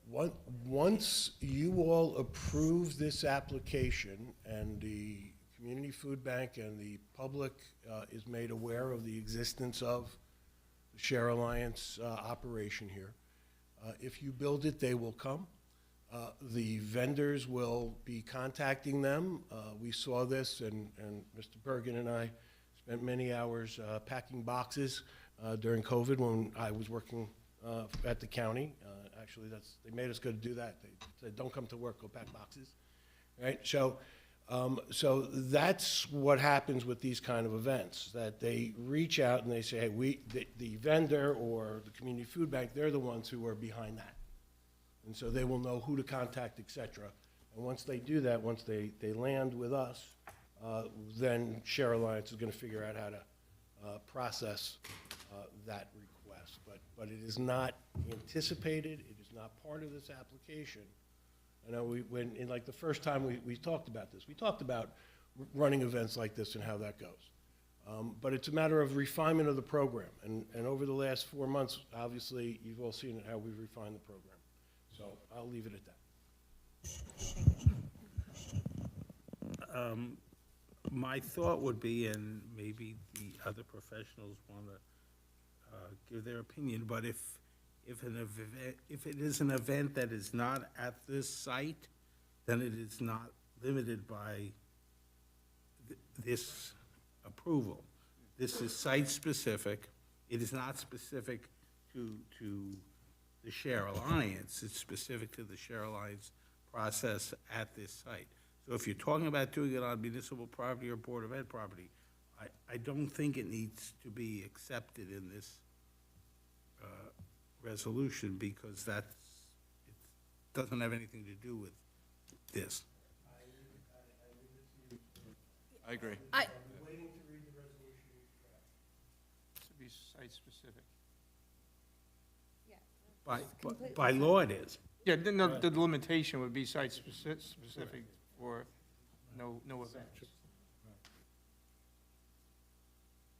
Well, but by virtue of the limits set by the resolution, anything above that the Share Alliance may want to do can't be at this site, or they're violating the approval.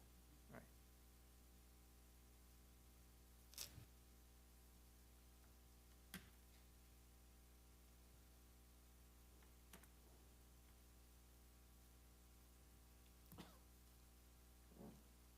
Any other conditions from the board?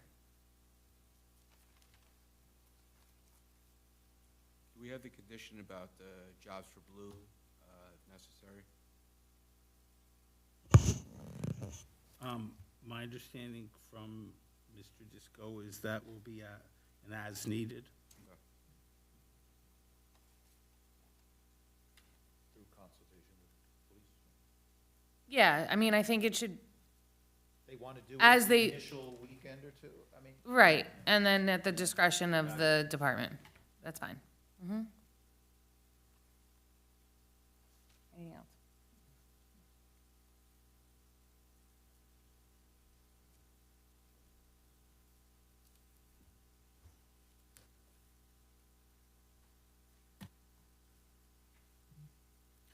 Okay, with that, I think we need a motion by a member of the board. I would make a motion to approve pending or including all of that you have written down here that I can't even recite at this point. I don't even know what else I need to say to include that. I'll second, but I'd just like to say that I think what you're doing is terrific, and I hope you understand that we're here just to protect the town the best we can, and that, I think we're all on the same team. And I'll second it. Okay, Ms. Naparano? Yes. Mr. Husting? Yes. Mr. Wexstein? Yes. Mr. Kirschenbaum? No. Mr. Shiwitz? Vice Chair Cunningham? Yes. And Chair Cohen? Yes.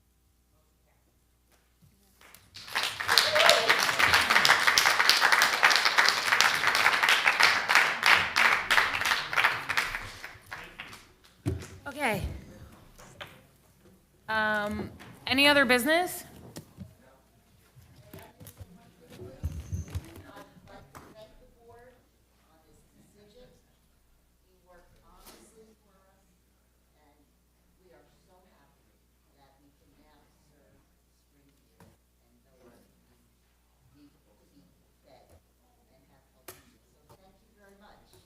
You're welcome. Motion to adjourn? Motion adjourned. Great, all in favor?